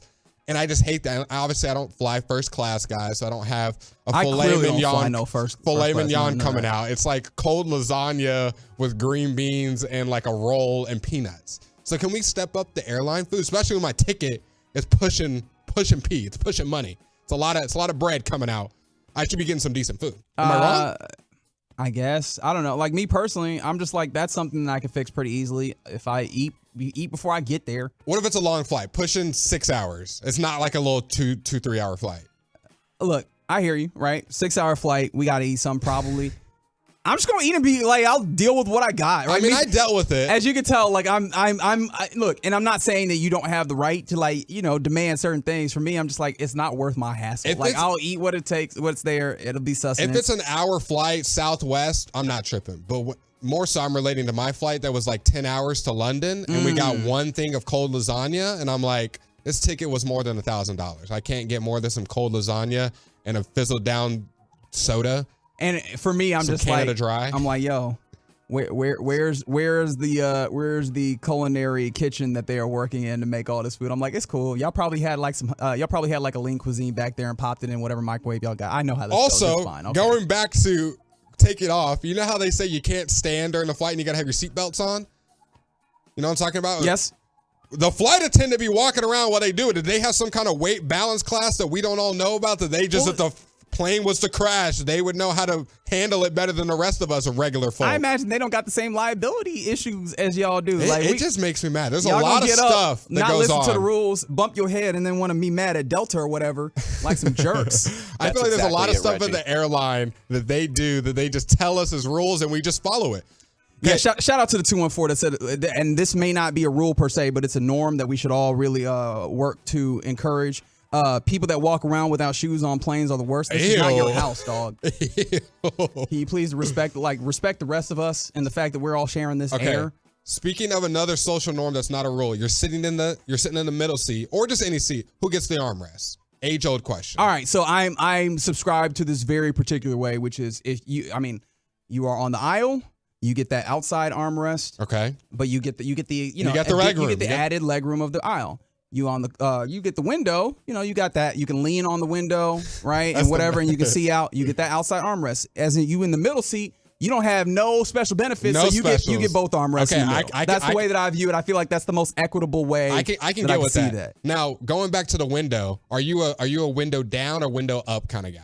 I usually put it up, but also like I'm not trying to make anybody's day too bad. So I'm like, if I want to see something, I'll open it up, and I don't care what you think, but I also won't keep it open too long if it's like clearly bothering folks. Yeah. So like there's a middle ground. Like I'm going to do what I want to do largely, but also if it's a large annoyance, I'm not gonna mess. Now, what I don't appreciate is you feeling like you get to tell me what to do. Oh, talk to me, Reg. Like you need to close that window. I don't need to do nothing. I bought the window seat for a reason. Like, You're in the middle, buddy. This is where I'm at.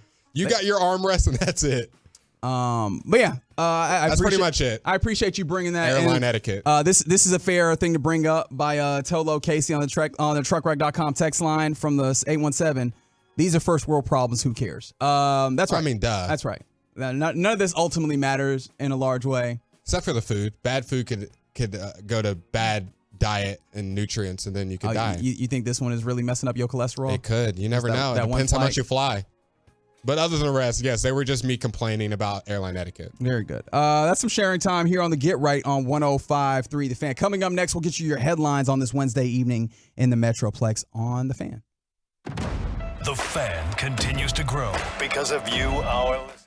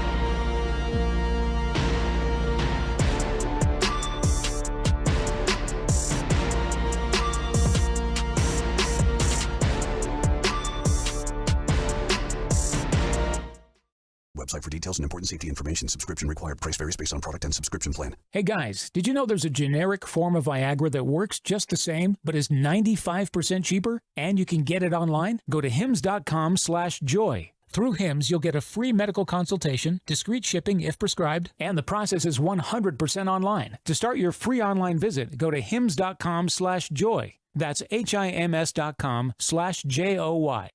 This is the exclusive home of Dallas Cowboys football. KRLD FM and HD1, Dallas, Fort Worth. Let's go, Cowboys. Always live on the free Odyssey app. From our fan studios secured by DFWsecurity.com, it's time for the Get Right on 105.3 The Fan.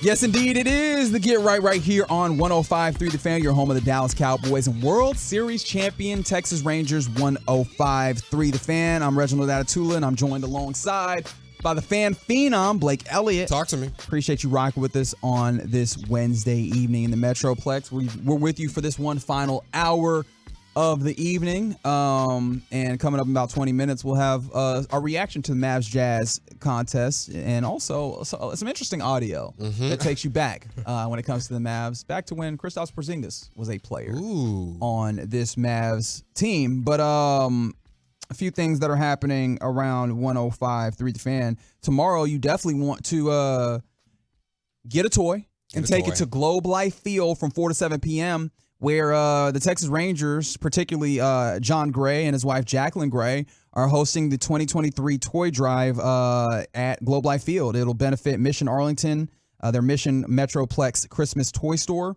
which is marking its 13th consecutive year that the Rangers have been involved with this initiative. And so get yourself a toy, take it to this, Globe Life Field between the hours of 4 p.m. and 7 p.m. tomorrow, and you will get yourself a ticket to a 2024 Texas Rangers home game. And so that's a fair, a fair trade, I imagine. What's a good toy? What do you think is a good toy for people that are maybe a little indecisive? What should I get? I feel like a teddy bear always goes. Okay. Right? Like when you see the picture of a toy drive, I feel like a teddy bear always, it's like a teddy bear and a block or a ball. And I'm like, all right, a block, what are we in, 1955? But a teddy bear, I feel like a teddy bear always goes. Am I wrong? Buzz Lightyear. I feel like that's a good one. Is that still popular? Like an action figure type thing? Ever actually had like a Buzz Lightyear action figure? Yeah. I don't think I ever did, and I grew up. Am I the only one who got Probably. a Buzz Lightyear action figure? You was living large. You had some specific license. That's the incredible. best was the what's the little cars? Oh, it's gonna make me mad if I can't think of it. Hot Wheels. I was like from the movie Cars. Yeah, I was about to say. Oh, you had the official tracks. The track with the Hot Wheels. I know you were a menace. I know you were a menace at the house. Somebody get some Hot Wheels for some kid. Absolutely, that's that would be one. a great gift. But make sure to bring it to Globe Life Field tomorrow. And for your efforts, you can see what's happening with the G-Bag Nation, who will be broadcasting out that way. And also, you can maybe get some autographs signed, as there'll be plenty of Texas Rangers out there. Obviously, I mentioned John Gray, Marcus Semien, Josh Spores, JP Martinez. Also, Mike Maddox will be out there that'll have free autograph sessions. And Matt Hicks, Emily Jones, Dave Raymond, Jared Sandler are always going to be there as well. So you're going to be able to get out there, see some Texas Rangers, donate to a great cause, see some hosts at 105 through the Fan, and just generally be able to provide a wonderful experience for a child in the Metroplex in this holiday season. So please do that. We appreciate you guys as you support all our initiatives at giving back to our community. Do it. Right now, though, let's give you some headlines on this Wednesday evening in the Metroplex. Let's knock out the less good of the two games that were happening when it comes to DFW sports teams. The Dallas Stars fall to the Florida Panthers in South Florida this evening. It was a tough go of it. They went down early in the first period, and they evened it up, and they were chasing from that point forward. It went to 3-1 after the first period, or actually 2-1 after the first period, 3-1 after the second period, and then there was a charge to try and get this back. Mason Marchman and Dadonov score goals to get you back level, and then you went down 5-3, and that was ultimately it. Thomas Harley was able to get you one more back, but that was the end of it. At that point, it was a 5-4 loss. Your Stars are now 14-7-3, 4-4-2 in their last 10, and currently on a 2-game losing streak. You hope to break that as they play tomorrow night against the Washington Capitals in the nation's capital. So hopefully they can, break that. I guess 2 games is technically a streak, right? Let's break that losing streak, get the Stars back to winning ways, and hopefully have them move up the standings. A team that will add to their win totals here is your Dallas Mavericks as they beat the ever-living you-know-what out of the visiting Utah Jazz. Not a particularly good team this year, even compared to like last year where... Hey, man, we lost to the Grizzlies. Yeah, well, fair enough, fair enough. Well, thankfully, Kyrie Irving plays in this one after having a nice 4 days off before coming into this one. And Luka Doncic is the story of this one. 40-point triple-double on the evening. I believe that makes 7 30-plus point triple-doubles for him in his career. 40 points, 10 rebounds, 11 assists, and a steal for good measure, and a little bit of a dust-up with some Jazz players, which was a little bit interesting. And I'm looking on here. It says that he moved to 9th all-time on the triple-double list, passing 60th career triple-double to move past Larry Bird in the sole possession of 9th place overall. So yeah, the way that he plays, he's going to be very high up on the list by the time all things are said and done. And he added another one here. This one got out of hand pretty quickly. First quarter, quickly, first 3 minutes. It was. I mean, honestly, it was very quickly. What 8 or 13 to very little? It was like 13-4. Then it was like 23-10. And we knew what time it was very quick. I mean, we probably should have known what time it was when the Utah Jazz gave out their starting lineup. When probably about 1, 2, 3 or 4 of the starters are ones that the average NBA fan probably couldn't tell you anything about. Yeah. And so the Dallas Mavericks did what they were supposed to do. Also missing Josh Green was out on this one. Derrick Jones Jr. starts in this one, but Grant Williams is also out. I was like, you had Dante Exum starting. I was like, who for? Obviously, Grant Williams missed this one. Kyrie Irving put in some nice work as well. 26 points for him and 4 assists, and got a lot of garbage time, I guess, or mop up minutes for the bench here, including someone who I'd like to point out. Jaden Hardy got 8 minutes at the end, came in very quickly, scored 8 points, and was kind of running the offense at the end. He's one of the players that we've talked about the idea of he needs to hopefully, show his ability to, play for this team. And so it was nice seeing him get in there. It seems like he's still behind Seth and Exum when it comes to minutes, which is something I don't think Mavs fans predicted coming into the season. So hopefully, I mean, whatever wins games. I don't really care who's out there. But I mean, this is one of your young guys, and you do need to figure out while he's still on his rookie deal as well. Where is he at on this team? Absolutely. What's the temperature? Because I mean, you're not just playing for now, which you are. You're trying to win now, but you also are starting to try and build this team that will hopefully help you win a championship. And so at any given time, you're simultaneously saying, is this player helping us now? But also, is this a player that we can anticipate helping us in the future if we have a team that could contend? It's not the best sign that he didn't get into the 8-minute mark when we're winning by 40 pretty much most of the game, most of the second half. He played the final 8 minutes of this game, and we knew Luka Doncic looked like walked to the locker room at the start of the fourth quarter. So like, I'm done. It was well into mop up time when Jaden Hardy got in. It was nice that he got in and looked good, but you would hope that he would be able to get in and look and be able to put up some stuff earlier. Yeah. Right. Those are the things that are happening around the Metroplex. How about this as part of your headlines on this Wednesday evening? Apparently, in Jacksonville Jaguars territory, a former Jags financial employee, so obviously oh my God, I saw this. My man's a finesser.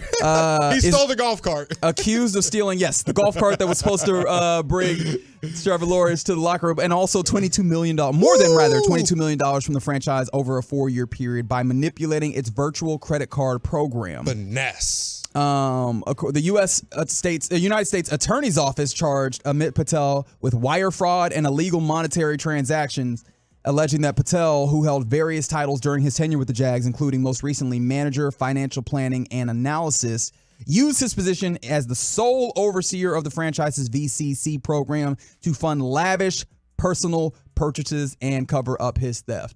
I guess you know what this feels like to me? I'm here for a good time, not a long time. Hey, man. Because the feds got him on wire fraud. You are donezo, brother. That's what I was going to ask. What's that charge looking like? Is that like... The charge is looking like cooked. That's what it's looking like. Oh, like life in jail? I'm not certain for sure, but one thing I do know is the feds get a hold of it. It's a problem. And I think I saw the things he bought. I think he bought a condo.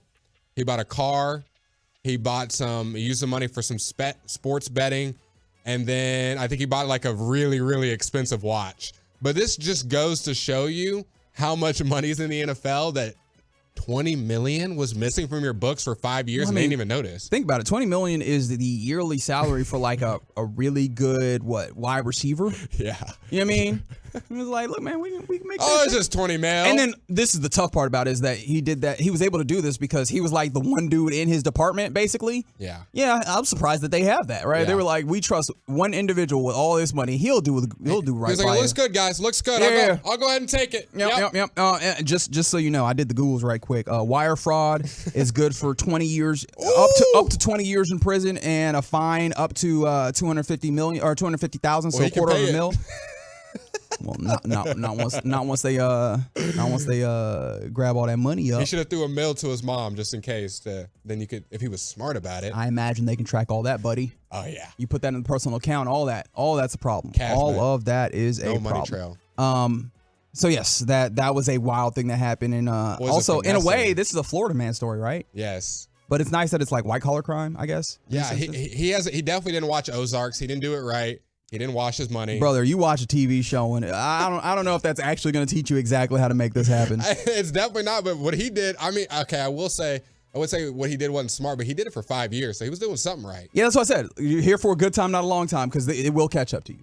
Yeah, man, that's a tough way to go out. What do you think that phone call is like? Yeah, buddy, we noticed. You're done. You assume that was a phone call? Oh, you think it was a knock? Yeah, that was a knock on the door. That was a knock on the door. That was a knock on the door. Go ahead and come with us, buddy. A felony? Yeah. They showed up to his crib. Yeah, they were like, hey. Oh, that's tough. They were like, he had hey, the buddy, Lambo outside, the Audemars Piguet on, yeah, the new condo. And the cinematic nature of my brain makes me think that he heard the knock on the door, he opened the door, and then there's a whole bunch of people, right? So there's the tow truck hooking up the Lambo. There's the apartment manager, the condo manager with the spare keys, ready to change the locks. Like everybody all at once is like, we're taking all of this back, right? And then, of course, there's the Fed standing there, and they're like, we're going to need you to come with us, sir. He's got his robe on, Audemars Piguet, opens the door. He's like, oh, it's Yeah, and we're going to need you over. to take that off your wrist as well. We're going to need the wrist as well, and the chain. I think you're absolutely right, Reggie. Yeah, they definitely showed up, but also I like to imagine real quick, and then I'll let you do your thing. You got it. I like to imagine that he tried to use all that money one last time, and then was like, oh. Oh, that also is bribe him? Hey, no, not even the bribe him. Like he tried to use his car. Like he was stunting with somewhere, I don't know. Let's just say the mall. Yeah. Not necessarily the place where I think you should stun in, but they're like, sir, your card has been declined. So what you mean? I know I got money in there. Oh, yeah. And then immediately so he's just been going through his day like, it's crazy. All my cards have not been working. What is happening? I'm gonna go to the crib because the feds they shut all that down. They were like, hey, all these accounts done. Dunzo. It's over for you, my boy. In MLB news on your headlines, the New York Yankees did some New York Yankees stuff. Oh, yeah. Because today the San Diego Padres agreed to trade Juan Soto to the Yankees. That was confirmed by Jeff Passan. So this marks the second trade that they've made in less than a year and a half for Juan Soto. He's moved around a little bit. Trade was first reported by the New York Post, mind you. But yeah, so the Yankees, who traded for Alex Verdugo from the Red Sox, I believe, was that yesterday? Yes, that was yesterday. So winter meetings really heating up in a way. But I was like, Alex Verdugo gets traded for. That's an outfielder, and there were some people like, is this going to affect the Juan Soto idea? And they're like, no. And a day later, there it is. The Yankees trying to jumpstart their way back to this, and it's not like these guys are old. Like these are some young guys that, if they work well for the Yankees could have some real possibility. The Yankees been trying to payroll their way to a championship, and it's hasn't panned out. I mean, Cashman has had some less than stellar, or some thoughts that people haven't really loved. Verdugo, who is 27, and Juan Soto are both heading into their final year before free agency, though. So maybe these are also rentals. I don't know how excited they are to possibly pay these guys on the back end. But at the very least, there's some young guys that if they worked for them and they wanted to pony up the cash, that maybe the Yankees would be able to do that. But you think this means they're out of Ohtani?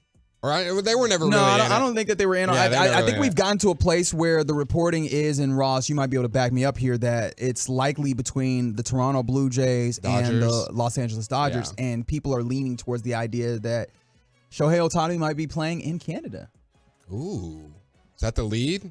Yeah, the idea that the Toronto Blue Jays maybe, just maybe, Well, everybody that comes out that says that they've had a meeting with them, everyone's like, well, you're out because he said he didn't want any leaks of him going to meetings and that he won't go to that team. So yeah, Dave Roberts was real out front. Like, and we had a meeting. What's funny about the Dave Roberts meeting is like he was kind of asked about it in a way, and you could see him stop and ponder for a few seconds. And then not long enough. He basically said bleep it in a way, and then spoke about the meetings that they had. Maybe that means the Rangers are still in it because we've heard no rumblings and that they're out of it. Hey, man. Maybe this is undercover. That they're really in it. I don't know that will happen. Wishful thinking. I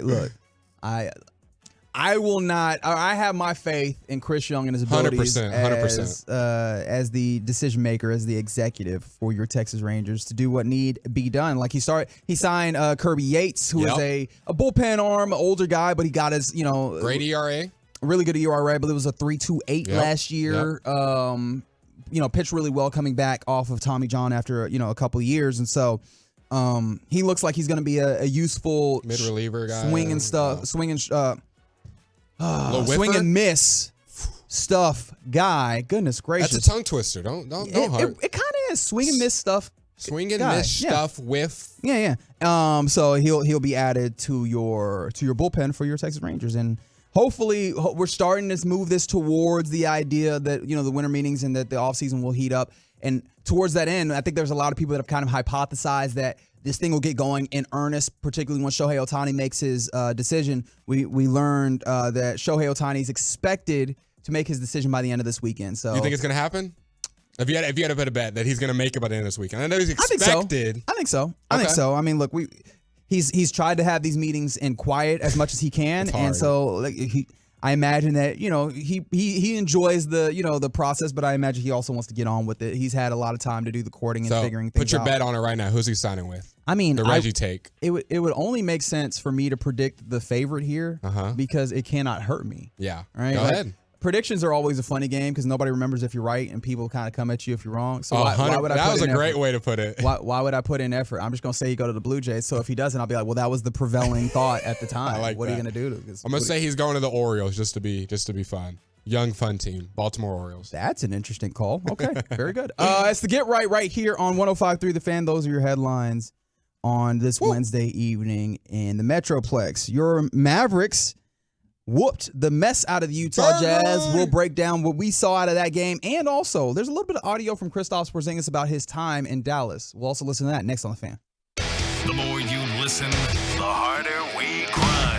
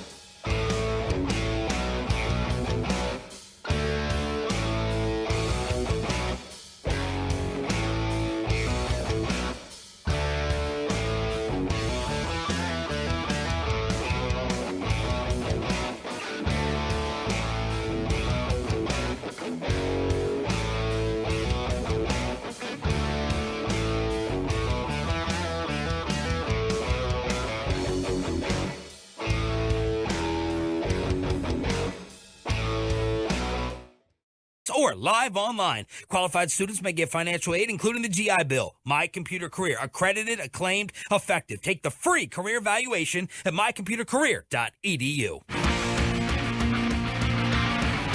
So get right here on 105.3 The Fan. Reginald Atatula here with you alongside the Fan Phenom, Blake Elliott. Talk to me.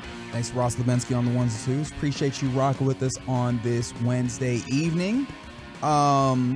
We mentioned that the Stars fall in South Florida 5-4 against the Panthers, and your Mavericks get a very big win, or I guess, I don't know. Well, the win, the margin of victory was big. I don't know how much like beating the Jazz is super important. However, getting wins is as well. But 147-97 victory for your Dallas Mavericks. And I guess let's just kind of break this one down from what we were able to see. And you probably got a little bit more of an eye on this game as well. What was probably your biggest takeaway from this one? Luka just decided he wasn't going to mess around this game. Mm-hmm. I mean, that's as simple as it was. He came out super aggressive, shot the first two shots, just threes that were, if you're not Luka Doncic, Steph Curry, or Damian Lillard, is a bad shot. And he came out, shot him, knocked him down. A little bit of headband Luka aura coming out there, dad strength showing. And they just came on their P's and Q's. I don't think, as we both kind of talked, that the defense was like excellent. No. Especially in the first quarter. And the Jazz were still scoring some early buckets, especially in the paint. So it's obviously still something you have to clean up when you play a better team. But they were just a hotter team. They were just a little bit more firepower. Luka and Kyrie just decided they were going to be better today, as they usually are, and put the foot on the gas early and often. And Luka didn't have to even play the fourth quarter. Just decided he was going to win this one. Triple-double before half. 40 points, didn't play the fourth, let some other guys get some burn, and it was a game that should happen when you play a Jazz team that's like this. Yeah, man. The Jazz still don't play terrible, all things considered. They shot 40% from the field, 36% from three, which is not awful. Yeah. It's not 50-point blowout bad. Right, but I mean the Mavs shoot 55% from the floor, 45% from three. Yeah, that's they were something unconscious. How about this? Because this is the thing that I'll consistently look at every box score and with every game that the Mavericks play, because defense is the thing that needs to be better. And sorry to Jason Kidd that I am focusing on the negative instead of the positive. I apologize. Yeah, be positive, Reggie. Whatever. With winning by 50 whole American points in this one, the Mavericks won the points in the paint battle 56-42. Mm-hmm. Which, I mean, look, that's still a lot more, but a decent amount of points in the paint by the Utah Jazz there, right? Yeah. Still getting into the paint. And so that was something that was a little frustrating, at least watching, is seeing the ways in which a really depleted Utah team could still go at the heart of your defense. Mm-hmm. So that's still something I'm hoping that they can maybe get better at. I don't even need them to like fix it entirely, because I think that'd be an unfair ask, but I would love to see them get better. And I think that's a little bit of a tribute to, they maybe had one defender on the court, and Derek Lively. Dante X was a good perimeter defender. Yeah, and he's got length, but he's not a lockdown. Not a bulky, like you said. You don't really have any lockdown defenders. We don't. Even when Grant comes back, he's not going to chase a guy court to court and lock someone down. He can play good stiff defense down low against a 3 or a 4, but yeah, the defensive woes are still there. It obviously helps when Luka is absolutely unconscious from 3 and all around the floor, and everyone else is making their shots. There's just not a lot of misses on this box score.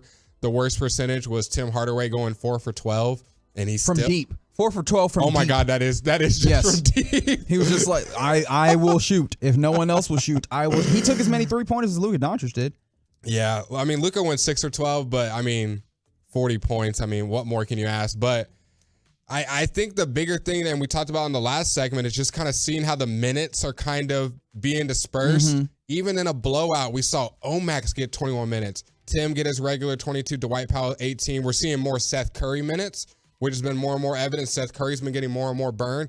But Jaden Hardy, only 8 minutes and a 50-point blowout? Yeah, it's clear that he is, in a room full of guards, he is one of the last men up off the bench. I think the last man when it comes to guards. That's a little unfortunate to see, especially because this was a year where you were hoping to see him maybe start moving towards the rotation, if not in the rotation. Mm-hmm. This is a game he would start. I mean, you have Dante Exum starting in front of you, and I love Exum. He's been great. I think Lengthwise, Dante Exum has length. He's basically playing the three in this instance. Yeah. Now, if Kyrie had not played with that, the continued foot soreness or what have you, then maybe that's when we make that point. We've even seen Kyrie out, and Green's played in place of him. Exum's played some minutes. Seth Curry, Hardy just at no point this season we've seen coach trust him. So that's my only concern. But on a positive note, the Mavs were hooping, couldn't miss. Luka's a top 3 player, top 2, and we saw it tonight. They're just gonna hold on to that tape. Very good. How about this? Actually, let's get this. The clip that just to kind of put a bow on this game that was look, man, just a blowout. It was the Mavs literally wire to wire. They did not trail at any point in this game. In the on-court interview after the game on Bally Sports, this is what Luka had to say about his efforts. It's pretty important to come out here and get this win and get it in 50-point. That's resounding fashion. Yeah, the point I said before the game, we just can't around and we just. Love it. I think when he realized it was such a It's hilarious because he cussed the first time using the F word, and then he didn't even realize it because apparently he was that locked in. And you mentioned it right off the jump. It seemed like he was like, no, we are going to come in and we're going to impose our will. Immediately hitting a couple of threes to start the game. So yes, they were not here to bleep around. And then he said that and he was like, oh, bleep. And he was like, oh, well, you can't say that as well, right? So he just ended up in a tough spot there. Yes, the double bleep for Luka Doncic. But he earned it. I guess he did, right? I guess he did. But there you go. Some interesting audio that came from the Old Man and the Three podcast. Great pod. JJ Redick, former Mav. Yes, he is. The podcast that he does, and it's really good for Mavericks fans. Now, he was talking, and his guest was a Celtic, and his name is Kristaps Porzingis. And at some point, JJ was asking him about his time in Dallas, and obviously, with you get away a little bit further away from something, maybe you can have a little bit more clarity on it. Yep. Tell me what you think of KP's answer to JJ's question, and this is cut 1. Why didn't it work out in Dallas? Beyond just the health, why do you think that it didn't work in Dallas? I mean, it seems like you're in a place of self-reflection. Where you are now in your career. Definitely. It's a big mix of things, it's a big mix of things. Maturity for sure, again, I'm talking about what I could have done better. And then I wasn't that much into analytics and numbers. If somebody, I think at that stage of my career presented it to me the right way and said, this is what we need to do. This is what we need from you. You're going to be way more effective doing this. Kind of explain it to me better. I think that would have made a difference a little bit. I want to hear your take first. I found this interesting because I appreciate that he started with maturity. Because, kind of the attitudes that were taken by a lot of the parties in that instance particularly by Kristaps Porzingis, kind of hurt the chances of success from the beginning. And I know there was a lot of talk about maybe being selfish and those types of things. And in a way, that's kind of what he's speaking to there. I didn't really I appreciate that he was pointing to the idea that he wasn't wanting to be as analytically driven, which it seemed like was kind of the case. I know that Rick Carlisle also in a way got to a place where he just kind of put Kristaps Porzingis in a corner, and I understand the 3-pointers are useful, but that's not a great way to utilize a dude with his level of talents and skills. So again, there's everybody has some part of this, but I didn't love that he was if somebody would have explained it to me better. And it probably I have a hard time thinking that nobody was here, this is what we're trying to accomplish. And you know what, maybe there was, and then I would then term that a failure of leadership, but I find it just seems weird for him to be well, if somebody would have explained it to me better. Well, I imagine that that probably ties into the maturity. If you were willing to be more open to the ideas that were being put in front of you, you might have been in a good place. But yeah, well, how did you hear that? Did you kind of hear it the same way I did? And so we talked about this before. Now correct me if I'm wrong. This was Luka's rookie year when Porzingis was there, right? I believe so. Yes. It was his rookie year. No, it had to be the second year. Either way, it was early. He wasn't an established best player in the league. It's more so. No, but I mean, it was starting to get pretty evident that. And so that's kind of the point that I'm going for, and I'm 100% 100% speaking on my behalf for Porzingis. This is not obviously what he thinks. This is just how I think he was thinking, but he didn't say it. I think it was a little bit, and JJ kind of alluded to a little bit of a pissing contest. Well, all right, let's hit that. Where this is cut to here, where JJ Redick was asking him, like, was this kind of like a who's number one almost situation?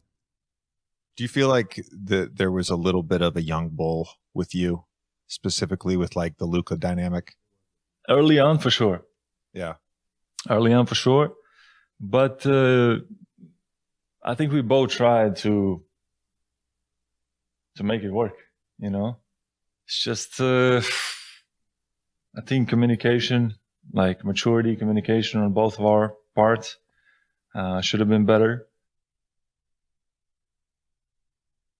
Yeah, I find that interesting. And I mean, Luka Doncic was young at that point. Very. 19, 20, like I just think I think maturity is the best word to use. And I don't even want to. I love Luka, and but I wouldn't say his greatest attribute is like his maturity, even to this day. I think he's gotten a lot better at it, and he's obviously leading this team to where it is now. Yeah, that's fair. We do have a lot of talk about him needing to be more mature. But at that time, can you imagine another guy who's more established than you, has been to an All-Star game, has done a lot more, thinking it's going to be his team in a sense, or I'm right there with you type thing. It's definitely not your team. And then this young player is taking over. And so I think it was a little bit, that's just my opinion. There was a little bit of like, oh, whose team is it? Who's the 1A or who's the star?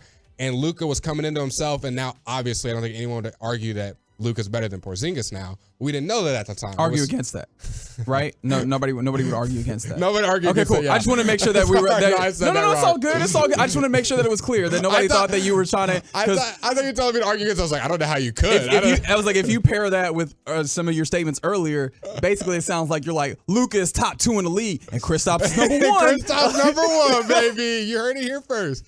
No, I just think it was just. I think JJ hit it right on the nail. It was a pissing contest. And both of them, even hearing them speak, if you didn't tell me that's Porzingis, I'd be like, okay, Luka's talking. They sound similar. They probably, I don't know how they act behind the scenes. They probably have similar personalities in a sense. Well, I don't even know, because it did seem like people were talking about the ways in which they maybe didn't get along in part because of personality. I think it was just a little bit of they were similar and kind of growing together, where Luka's already ascending and Porzingis is ascended in a sense further. And it was just like, okay, whose team is this? And it was a little bit of no one wanted to hand over the reins. No one wanted to communicate. Didn't want to hear the analytics, like he said. And that's a whole different conversation. And I just think it just wasn't going to work as far as like Luka needs to know he's the number 1. Is more so what I'm trying to say. Especially where he's at now. I can't imagine it a couple years ago early in his career. Well, also, I wonder if, some of these things were mapped out, but it wasn't necessarily accepted as well. Because, I mean, look, Kristaps Porzingis came from a Knicks franchise that was problematic to say the least, and one of the things that I always gave him credit for, and particularly Carmelo Anthony a lot of credit for. Carmelo Anthony had to stand up there and answer questions for an organization that was unwilling to answer their own questions for their own mess. And I know that towards the end, because I remember he like skipped his exit meetings that final year, and I imagine Pingus. Some of that was just like, yo, this has been a clown show, and I imagine that like there was a little bit of hey, I deserve better than this. And so I wonder how much that feeling then trickled into the next situation in the ways in which maybe it's like, hey, now you also need to take a back seat or what have you. But it does seem like he's done some level of growing, and he is a better player than he was when he was here in Dallas even. And he's really came in. So this has been his best situation. And he's been fairly healthy since, which is kind of obviously like we did the thing where JJ Redick started that by asking outside of the injuries, and maybe we're making too much of all these other things because ultimately it was he couldn't stay on the floor. That made this really tough. And so when he's been able to stay on the floor now, of course, a few of these years was with Washington, which what are you going to do with that? But he looked really good with the Washington Wizards, and early on with the Celtics, he had looked very good, particularly in being largely healthy. With them as well. And so now, I'll ask you this. Yeah. Would you switch Porzingis for Lively? No. I'm on the same page. I think Lively's just a better fit with Luka. Absolutely. Luka's play style. Chris, they tried to run a lot of 1-4, 1-5, depending on what Kristaps was playing, pick and roll with those guys. Kristaps Porzingis is not a pick and roll big in a way. Elbow guy, catch the ball. Yeah, pick and pop sometimes. Like even like the screen game was not necessarily something that he was great at either. And so being able to put Lively in here, it's also Kristaps Porzingis in the ways that he could affect defenses, you know, at the rim. He was not as athletic of a defender as Derek Lively is. Plus, at the very basic, you're getting a player that is younger that has more of a lifespan or has more runway, I guess, right now for you. In this league. Even age aside, I would still personally, I'm just asking, even age aside, just abilities on the court, you would still take Lively over Porzingis? I would. And obviously that you're talking about a different profile because like you need Lively to be a different type of player now that you have Kyrie Irving, right? You don't need the likes of Kristaps Porzingis to maybe be your third best player. Like, and so yeah, no, and then also considering the very obvious thing and the reason why Derek Lively's here is the defense, and he's there to help make up for some of the other defensive liabilities on the team. He's not going to do all of that, but he goes a long way in that way. So I think it just fits better this way, and 100%. It does stink the way that it had to happen, but it feels like all parties involved have found some level of happiness on the other side of this. So I'm glad for him. He's prospering in Boston. He looks great. And, I mean, he is on a team that looks like they're the best team in the league right now. I would say that. Now, of course, that's a team that also ends up being deeply unserious once we get to the end of things. So we'll see how if they're able to continue to mature and develop. You know, speaking of the word of the evening being maturity. But, yeah, it's the Get Right here on 105.3 The Fan. We appreciate you rocking with us on this Wednesday evening. And all that's left is the final call, which we'll do next on 105.3 The Fan. Coming up Thursday morning on Sean and RJ, an absolutely loaded guest list. Mike.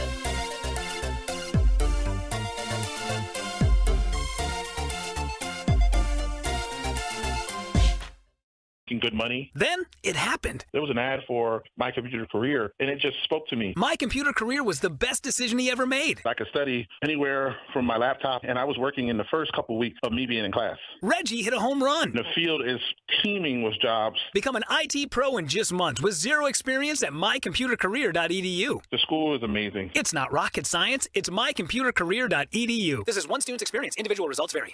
We're excited to team up with the world champion Texas Rangers in support of this year's Rangers Toy Drive tomorrow afternoon from 4 to 7 at Globe Life Field. We love giving back, and that's why the G-Bag Nation and 105.3 The Fan is teaming up with the Rangers. Join Rangers pitcher John Gray, his wife Jacqueline, and other Ranger players and coaches as they look to spread some joy this holiday season for families in need. Bring any new toy to the ballpark on December 7th and support local DFW kids this holiday season. Everyone who brings a toy will receive a complimentary ticket to a 2024 Texas Rangers home game. For more information, go to rangers.com/toy drive.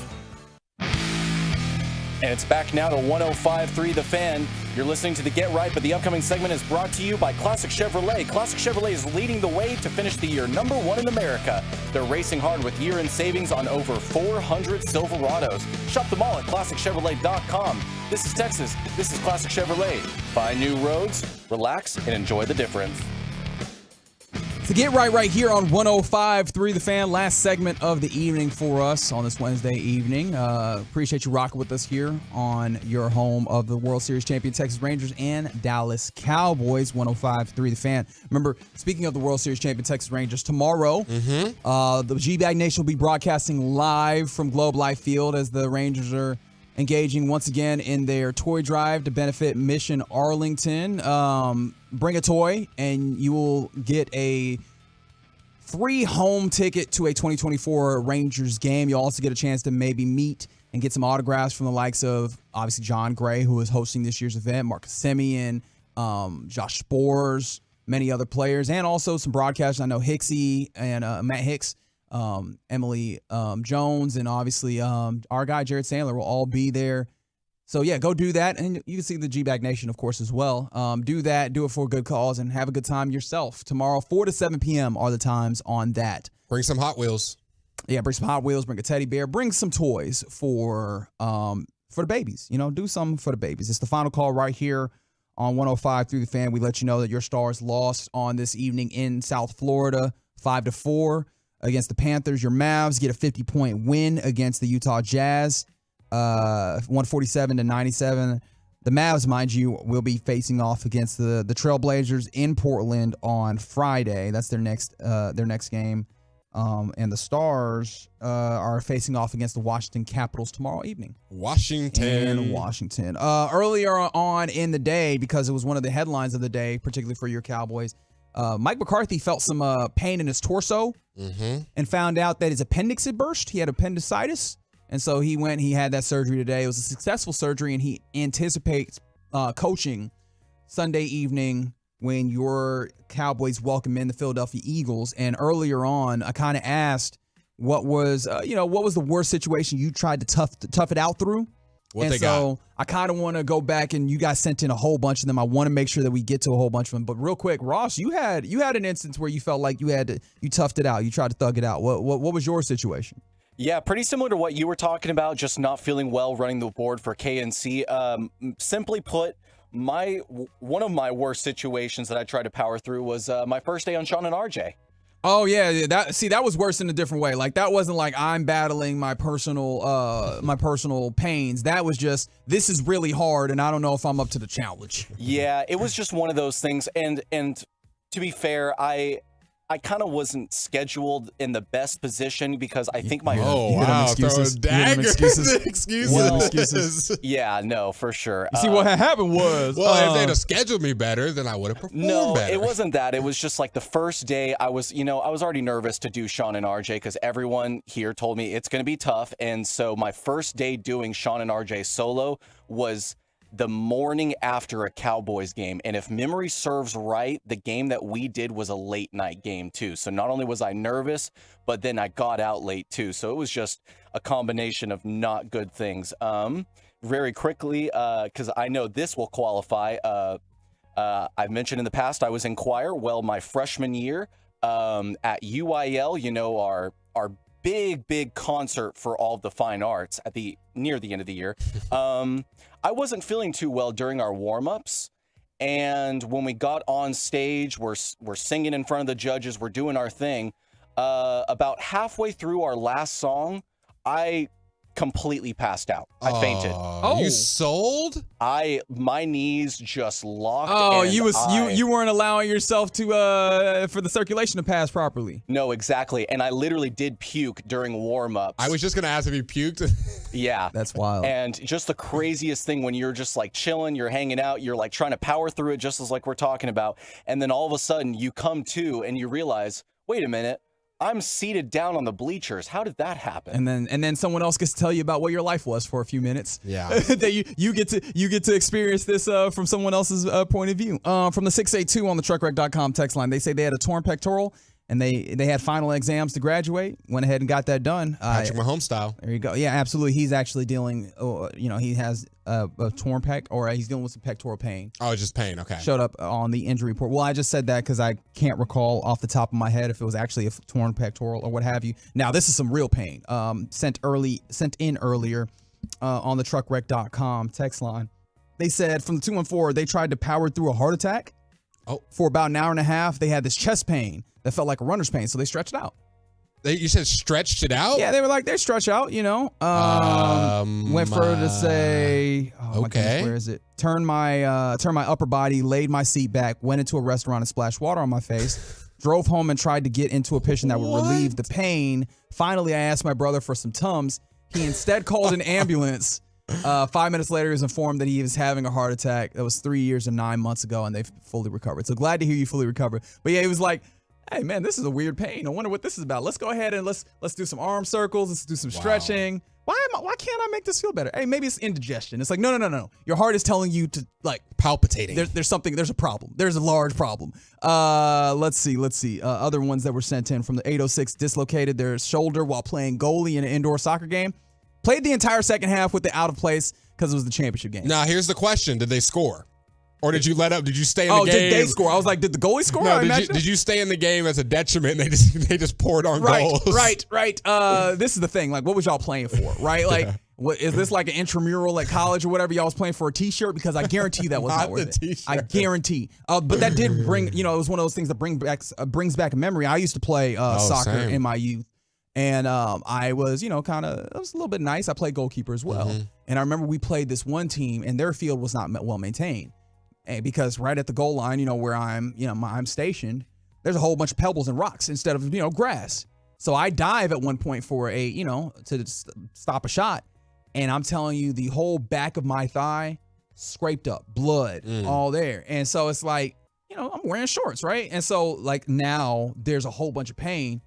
But I'm going to play. Like, I'm going to play through it. And so I'm just, like, bleeding down my leg, trying to thug it out, even though my whole thigh is torn up. Now, of course, it's not like deep, because obviously, I imagine one of the parents would have been like, hey, that looks like a problem, right? Like, let's not let that child continue to play soccer when there's a real problem. But no, like, it was painful enough that like I did not have the same mobility. And the reason why you brought this up, because you're like, did they score? Yes, they did score for me. Because I was like, I was not nearly as good as I should have been, but I was like, I got to keep playing, which maybe I shouldn't have. Like maybe someone else could have been better. Although like I was our only goalkeeper, but it's like maybe just maybe someone else would have been better if I had not continued playing. When healthy, what was the average goals scored on Reggie? Oh, I don't remember those. Like I wasn't keeping stats in that moment. Well, I mean, was it like less than 0 or less than 1? I should say. I don't know this. Anything. Less than 1, like, or was it an imaginary number? No, I'm just playing. No, I mean like you could score a goal, but it was not. It was not. Was low. It was not an easy proposition. Like our team wasn't great. Okay. Yeah. Well, were you the strong suit of the team? I was on a select team that wasn't great. It was weird. It was weird to be like that. Yes, I was a strong suit. I was absolutely a strong suit. Well, if you were Reggie's teammate back then, he